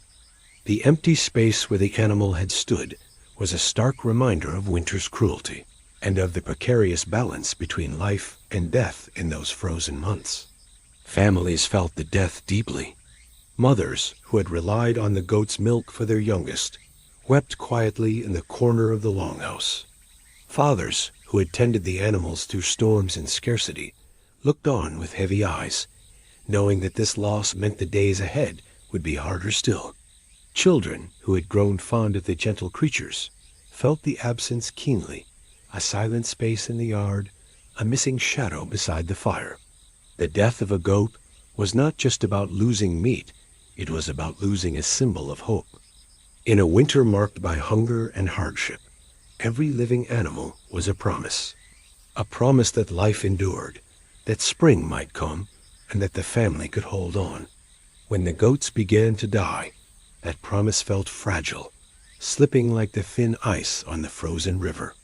Sickness often crept through the herd, silently. Cold bites, disease, or weakness from lack of feed. The animals, once full of energy and warmth, grew listless and quiet. They huddled together for comfort, but there was no warmth left to give. The farmers did what they could, extra feed when possible, shelter from the worst storms, but nature's hand was harsh and final. The death was also a practical loss. Without goats, families faced harder choices. Milk for the children had to be stretched thin, diluted, or replaced with watery gruels. The rich, nourishing cheese and butter that had been carefully made for the winter stores dwindled. Warm clothes and blankets, once spun from goat's wool, became threadbare and patched, leaving cold skin exposed to the biting wind. The emotional toll rippled through the village. Neighbors exchanged quiet condolences, knowing too well the pain of losing an animal. They shared what they could extra feed, a scrap of wool, or words of comfort. In a community bound by hardship, the death of livestock was a shared sorrow, a reminder that winter's cruelty spared no one. For children, the death of a goat was a lesson in fragility and loss. They learned that life was precious, but also that it was fleeting. They remembered the soft bleats, the curious eyes, and the warm body pressed close on cold nights. They carried that memory like a small flame, fragile but alive. Yet, even in loss, there was resilience. Families adapted, finding new ways to stretch what remained. They preserved what milk was left, guarded their remaining animals fiercely, and prepared for the long wait until spring. The death of a goat was a wound, but it was not the end. It was a part of winter's harsh story, one that was written in cold, loss, but also in endurance and hope. The seasons would turn again. New animals would be born. Warmth and life would return. But the memory of those who had been lost, the goats, the warmth, the hope would linger in the stories told by firelight, in the quiet moments of the long winter nights. Winter as grip was not only a battle with cold and hunger, but also a confinement of space and spirit. When snow piled high and storms raged for days on end, the village longhouses became both sanctuary and prison. For weeks, families were trapped indoors, the narrow walls closing in like a cage. The wide, open world outside, the fields, the forests, the rushing rivers was lost beneath drifts of snow and howling wind. The children, especially, felt the weight of this imprisonment, yearning for fresh air, for the freedom to run and play. The longhouse was built for warmth and protection, its thick wooden walls and turf roof holding in the heat from the central hearth. But when days and nights blurred into each other, the constant presence of smoke became a heavy, choking presence. The fire was both life-giver and oppressor, filling the rooms with a thick haze that clung to skin and clothes, stinging eyes and making every breath an effort. The smoke settled into every corner, wrapping around the inhabitants like an invisible shroud. Inside, the air was heavy with the mingled scents of burning wood, sweat, and the faint tang of damp clothes. The cramped space amplified every sound, the cough of a child, the scrape of a chair, the low murmur of conversation. Silence was rare, and yet so was true rest. The tension between the walls grew like a living thing, fed by fatigue, hunger, and the quiet frustrations of too much time spent together. Children who were used to the wild freedom of open fields now found themselves confined to narrow spaces. The longhouse was their entire world, a place of warmth, but also of limits. Running was replaced by pacing, games by whispered stories, laughter by quiet sighs. Even the simplest movements had to be careful. There was no room for wild play or noisy excitement. The walls pressed closer with each passing day, making the space feel smaller and the waiting longer. The older children tried to find ways to entertain themselves and others. They told stories by firelight, weaving tales of summer adventures and distant lands. They carved small wooden toys from scraps, their fingers rough and numb from cold and smoke. They played quiet games, using pebbles and bits of string, or practiced songs their mothers had taught them. But even these distractions wore thin as days stretched into weeks. The adults bore their own burdens. Worry etched deep lines into faces already weathered by cold and hardship. The constant demands of keeping the fire alive, rationing food, and caring for the sick weighed heavily. Voices grew sharp with impatience. Tempers flared briefly before giving way to exhaustion. The longhouse was filled with a restless energy, a quiet desperation that no fire could chase away. The smoke was the ever-present enemy. It stung eyes and lungs, making coughing common and sleep difficult. The hearth's fire, essential to survival, was also a source of discomfort, a reminder that warmth came at a price. Windows were often sealed tight against the wind, trapping the smoke inside. Opening a door or shutter risked letting the cold rush in, forcing a terrible choice between fresh air and heat. The children learned to live with the smoke, accepting it as part of winter's reality. Some grew used to rubbing their eyes with rough hands. Others learned to hold their breath in the thickest moments. Still, the haze seeped into dreams, turning sleep restless and broken. Nightmares were common visions of dark skies, frozen fields, and endless walls pressing close. The longhouse was also a place of closeness and care. Family members huddled together for warmth and comfort, sharing blankets and whispered words. Mothers soothed frightened children with gentle touches. Fathers kept vigil at the hearth, and siblings leaned on each other against the growing weight of confinement. The walls might close in, but they were also a shield against the merciless cold outside. With no way to escape, the tension sometimes found release in small arguments or tears. A child might lash out in frustration. An adult might snap under the strain. But these moments passed quickly, replaced by quiet apologies and the slow, steady rhythm of endurance. The longhouse was a place of both hardship and resilience, where survival was measured not just in days lived, but in patience held. As the weeks dragged on, the world outside began to fade from memory. The snow-covered fields and frozen rivers became distant images, replaced by the dull gray of smoke and wood. The longhouse was a small world, bound by walls and firelight, by the steady tick of passing time, and the hope that the sun would return. Children dreamed of open skies and running feet. They imagined spring's thaw, the soft earth, the rushing rivers, the warm breeze on their faces. These dreams were a refuge, a secret garden beyond the smoke-filled walls. They clung to these hopes like lifelines, reminders that the confinement was temporary, that the world would open again. When at last the storm ceased and the snow softened, the longhouse seemed to breathe again. Doors were opened, windows thrown wide, and the cold, fresh air rushed in, chasing away the smoke and lifting the heaviness from tired bodies. Children spilled out into the sunlit world, their limbs stiff but eager to run, their laughter ringing like a song of freedom. But the memory of those long, locked weeks lingered. It shaped the way they saw the world and each other. It was a story told in whispered tones by firelight, a chapter of winter, as long tale a time when the walls closed in, but the spirit held fast, waiting patiently for the thaw. Winter had a way of stealing quietly, without ceremony or fanfare. It did not always come as a sudden storm or a fierce blizzard, but often as a slow, creeping shadow that grew in the corners of longhouses and the hearts of those who lived within them. When the cold bit deeper and the food grew scarce, the village learned the hard truth. Some would not wake again. Elders who had been the village's steady strength, and babies who had just begun to breathe the world's air, were taken silently in the long nights. For the children, the experience of death was woven into the fabric of their earliest memories. It was not spoken of in grand words or solemn rituals at first, but through small moments of absence and silence. A chair left empty by the fire, a cradle that no longer rocked, a lullaby unfinished. The hardest goodbyes were the ones without words.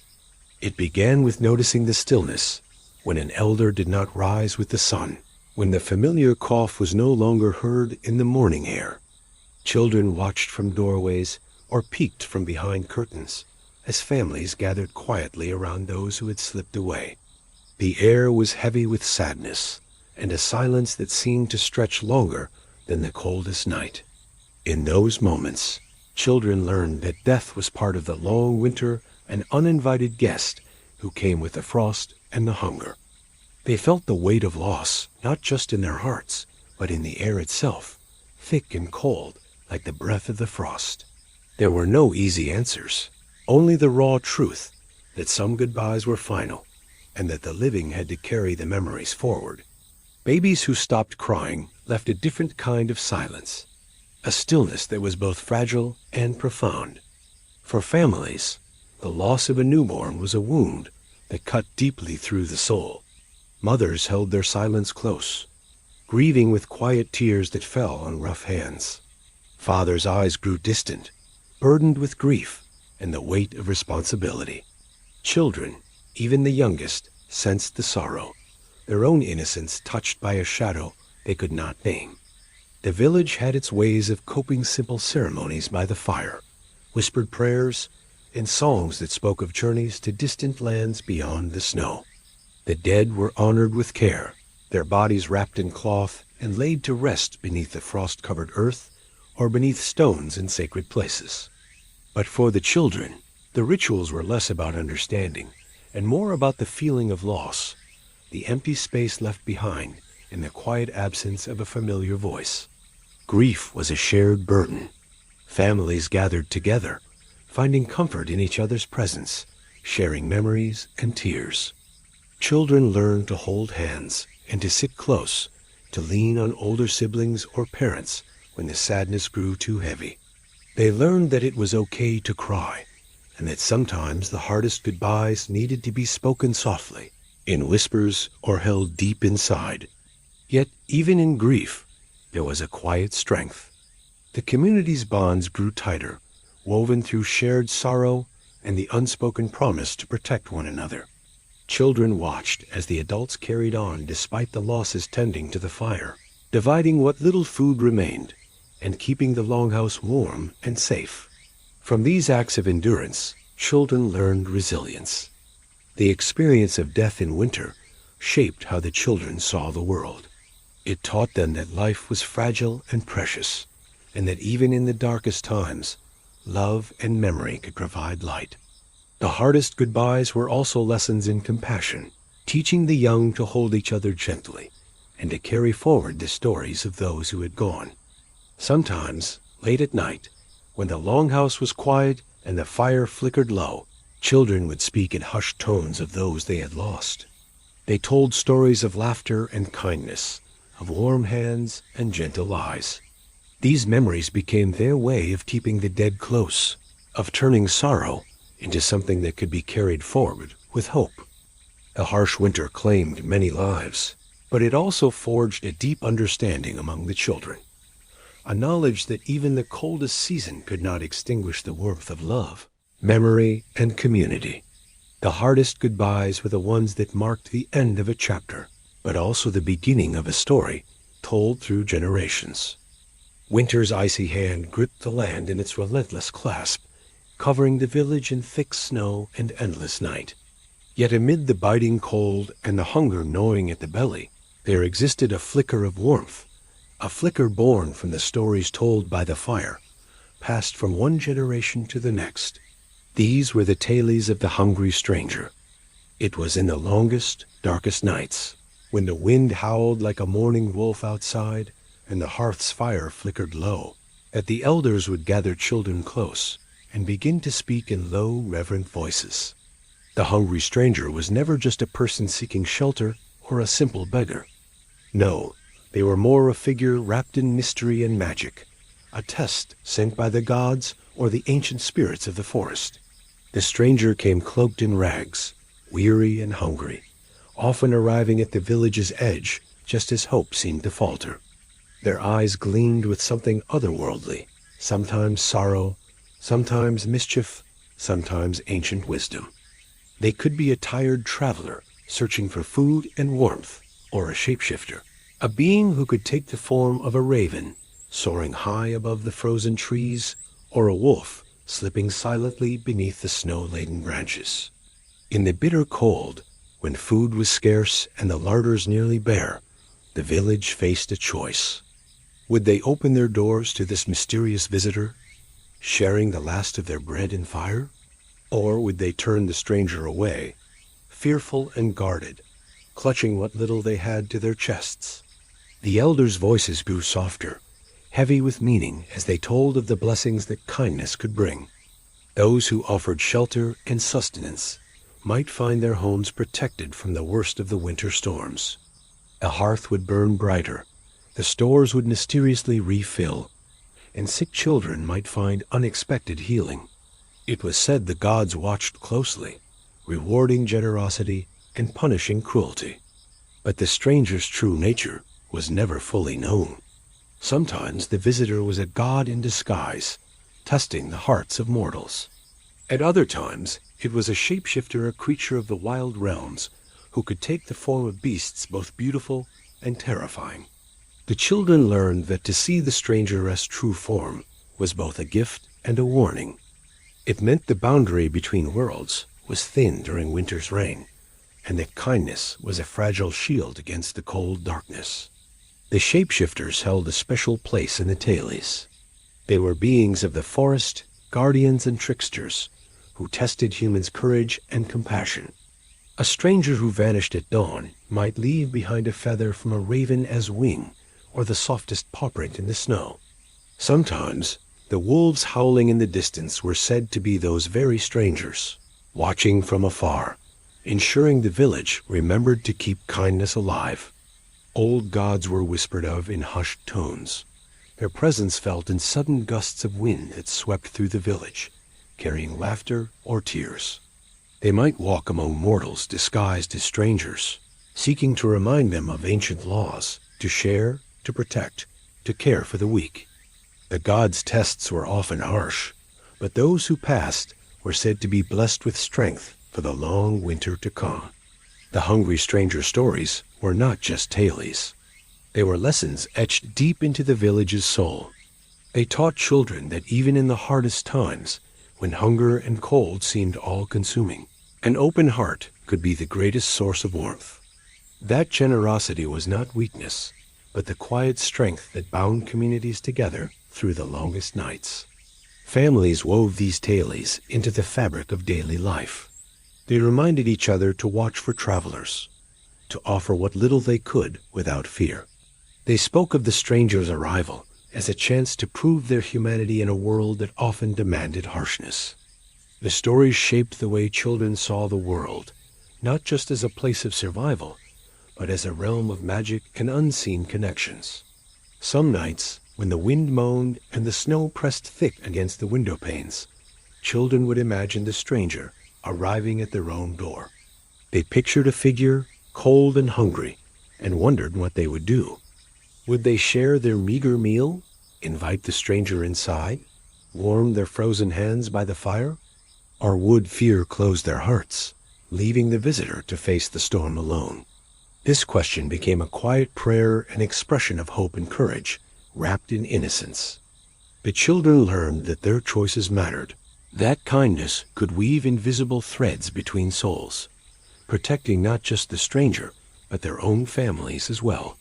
The hungry stranger was a symbol of winter's trials, a reminder that beneath the frost and hunger, life's deepest truths waited to be found. It was a call to remember that even in the darkest season, when the world seemed silent and cold, the smallest acts of compassion could kindle a fire that no winter could extinguish. Through the stories, children learned resilience, not just in enduring the cold, but in opening their hearts. They saw that the harshness of winter was balanced by the warmth of shared kindness, that the hunger in their bellies could be eased not only by food, but by the hope born of generosity and trust. And so, as the village lay buried beneath snow, wrapped in cold and shadow, the tales of the hungry stranger lived on. They were whispered beside flickering fires, carried on the breath of the wind, and etched into the memories of children who would carry them forward, reminders that even in the coldest nights, a warm heart could make all the difference. The long winter nights stretched endlessly, a darkness that seeped into every corner of the village. Outside, the wind screamed through the bare trees, and snow drifted thick and unyielding. Inside the longhouses, the air was heavy with smoke and the faint, flickering glow of the hearth fire. It was here, in the heart of the cold, where the most profound moments of the season unfolded, moments not marked by grand events, but by quiet, weighty oaths whispered under the trembling light of embers. Families huddled close together, their bodies pressed tight for warmth, sharing the little heat the fire could provide. The smoke curled upwards, weaving through the low beams of the ceiling, filling the space with a haze that blurred faces and softened voices. In this semi-darkness, the unspoken fears of the long winter hung thick in the air, like the cold outside, inescapable, but softened by the closeness of kinship. These nights were different from the days spent tending chores or gathering what little food remained. They were a time of reflection and decision, when the harsh realities of survival pressed into the minds of parents and elders. The long winter could break even the strongest spirits, and so the firelight became a place of reckoning, a space where whispered promises took form, binding families to one another in determination and love. The first oaths were often spoken by those who carried the greatest burden, the elders and heads of households. Their voices were low but firm, weighed with the gravity of what might come. They spoke not only of survival, but of protection. If the cold did not break, if the stores ran dry, what would they do? Which children must be shielded first? Who would share the last scrap of bread? These were questions that no parent wished to voice, yet in the silence between words, the answers lay heavy. The oldest children listened with growing awareness, their eyes wide but understanding deepening. They learned that survival was not simply a matter of enduring cold and hunger, but of making impossible choices, choices born not of cruelty, but of fierce love and necessity. Oaths whispered by firelight became promises to protect the youngest and the weakest. "I will carry you through the nights when the cold steals your breath," one parent would say, voice cracking but steady. "I will keep you warm when the snow is too deep," another vowed, a hand resting gently on a trembling shoulder. These promises were not mere words. They were lifelines, the bonds that would hold the family together when the world outside seemed determined to tear it apart. Sometimes these oaths were spoken aloud, carried on the crackling air with solemn clarity. Other times they were silent agreements felt in the steady gaze of a mother, the firm clasp of a father's hand, the gentle squeeze of a sibling's fingers. The firelight flickered across faces etched with worry, but also with fierce determination. It was a sacred ritual, a private covenant with the winter itself. The children absorbed these moments like precious lessons. They understood that love was a force more powerful than hunger or cold, that promises made in the dark were shields against despair. They carried these oaths in their hearts, a quiet strength that grew with each passing day, an unseen armor against the bleakness that winter could bring. Within these whispered vows were also the seeds of hope. Families pledged not just survival, but renewal. They spoke of the thaw, of earth softening beneath the sun's returning warmth, of rivers breaking free from ice and rushing with life. Each promise was a thread in a tapestry of endurance, a testament that no matter how long or harsh the night, spring would come. The fire itself seemed to hold these oaths, its glow a living witness to the pledges whispered beside it. The embers pulsed with warmth, a heartbeat in the darkness, a reminder that even the smallest light could push back the night. In those moments, the longhouse was a sanctuary, not just from the cold outside, but from the fear and uncertainty that winter carried. The oaths shaped daily life. Parents rationed food carefully, sharing what they could and saving for those most in need. They took turns watching over the sick, singing softly to soothe restless children, wrapping cold fingers in warm cloth. Every small act of care was an extension of the promises made by firelight, and yet the weight of these decisions was heavy. Sometimes the reality of scarcity forced choices no parent wished to face. Who would receive the last broth? Who must go without to keep another alive? These questions lingered in the shadows of the firelight, a solemn acknowledgment of the harshness of the season. But even in this, the love behind the oaths shone clear. It was a love that did not falter in the face of hardship, that did not ask for fairness or ease, only survival and protection. It was a love that whispered, "We will endure." Together, the children's faces, lit by firelight, reflected a mixture of fear and courage. They held tightly to the stories told beside the flames tales of ancestors who had faced winters even colder and longer, who had made their own oaths by firelight and survived. These stories became a lifeline, a connection to the past and a promise for the future.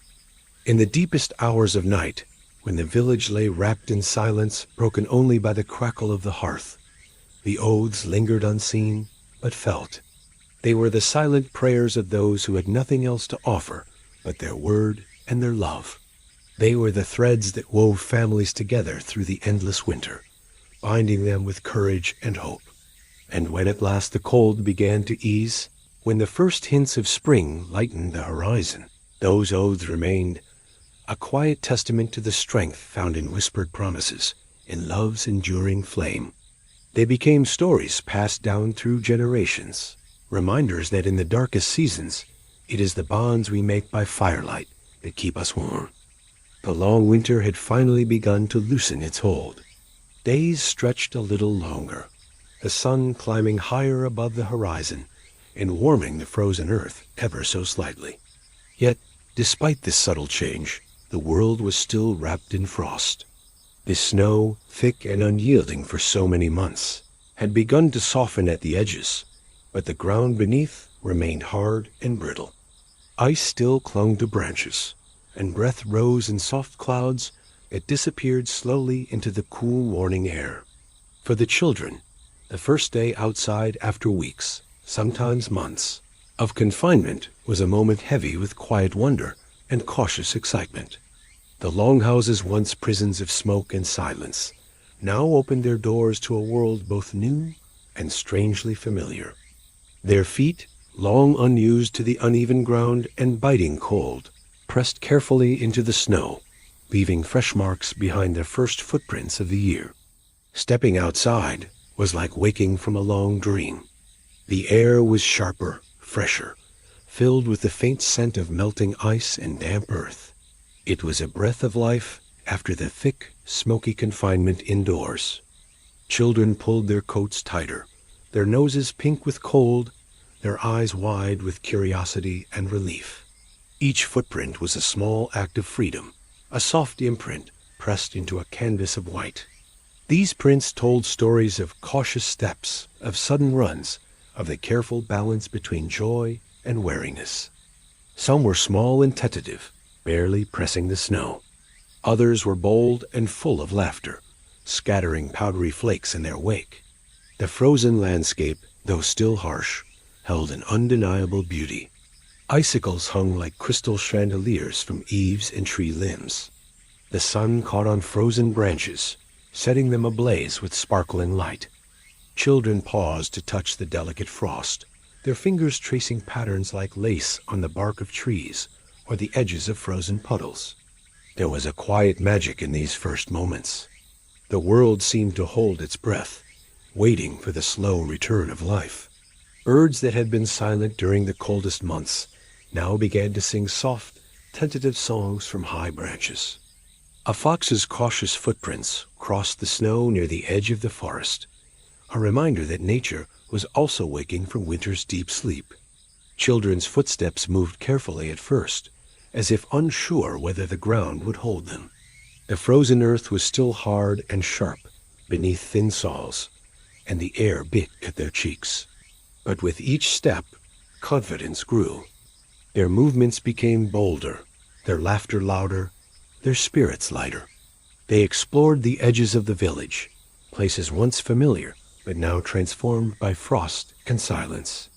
The frozen river, once a flowing silver ribbon, was now a solid sheet of ice, gleaming under the weak sunlight.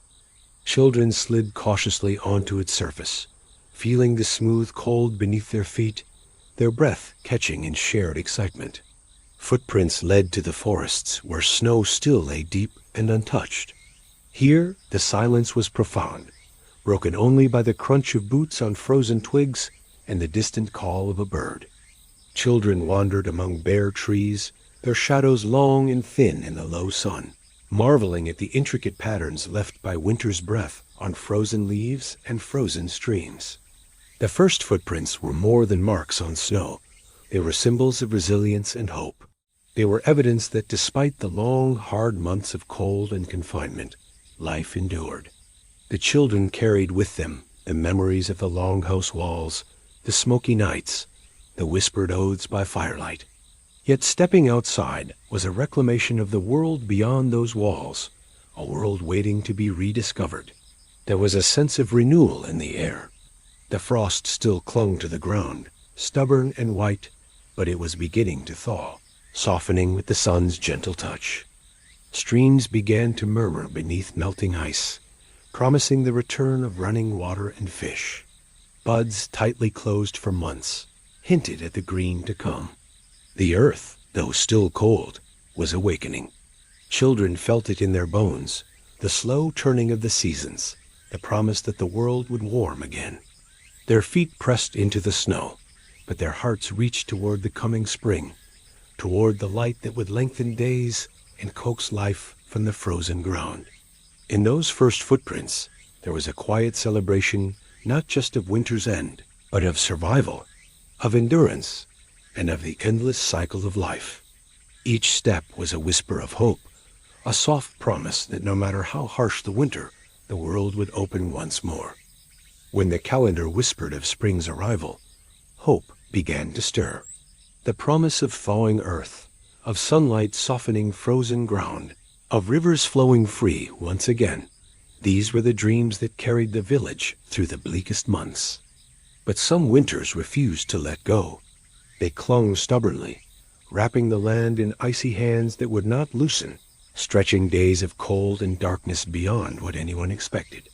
This was the winter that stayed too long. At first, the delay was subtle, and extra frost here, a sudden snowstorm there. People whispered uneasily, watching the sky with a mounting anxiety they tried to hide. The buds on trees remained tightly closed, reluctant to push forth into a world still locked in ice. The river stayed frozen, a gleaming mirror of white silence, reflecting the endless gray sky. The earth felt hard and lifeless beneath weary feet. Children, who had once dreamed of running through spring meadows and chasing the first butterflies, found their excitement fading into a quiet dread. The longhouses, once filled with whispered oaths and flickering firelight, seemed to grow colder still. The shadows lingered longer at dusk, swallowing what little warmth the weak sun provided. The heavy blanket of snow pressed down relentlessly, muffling voices, smothering hope. With every day that passed, the village's fears grew. Would the sun ever return? Would the earth ever soften? The terror wasn't just of cold or hunger, but of a world trapped in endless winter, without light, without warmth, without hope. In the faces of the adults, the worry settled deep. Eyes once bright with determination grew dull, weighed down by sleepless nights and the ache of waiting.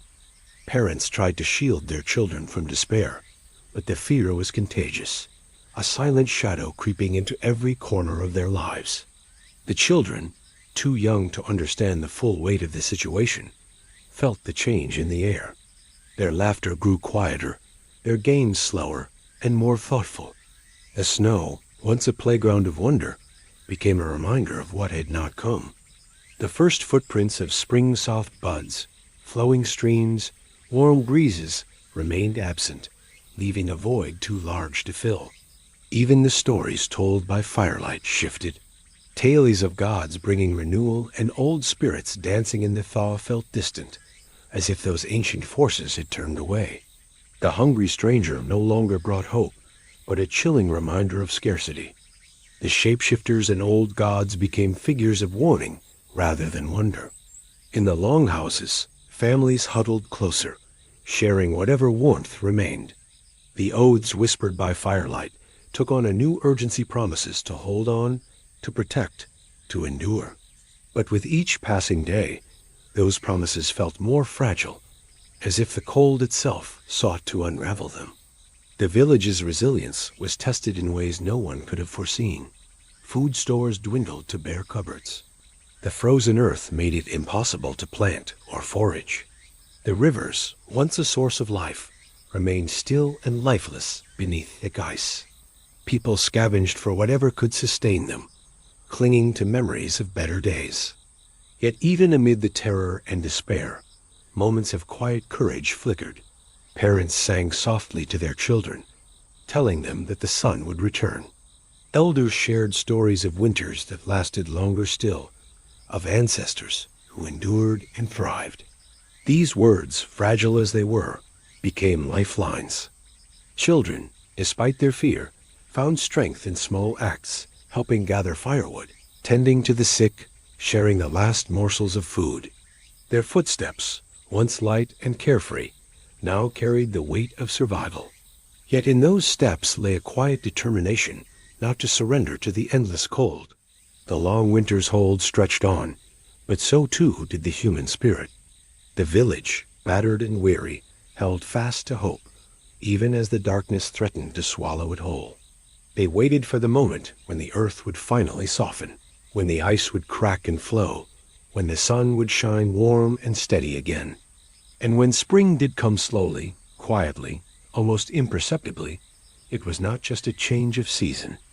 It was a victory, a testament to endurance, to the power of hope and love to outlast even the harshest winter. The winter that stayed too long was a harsh teacher.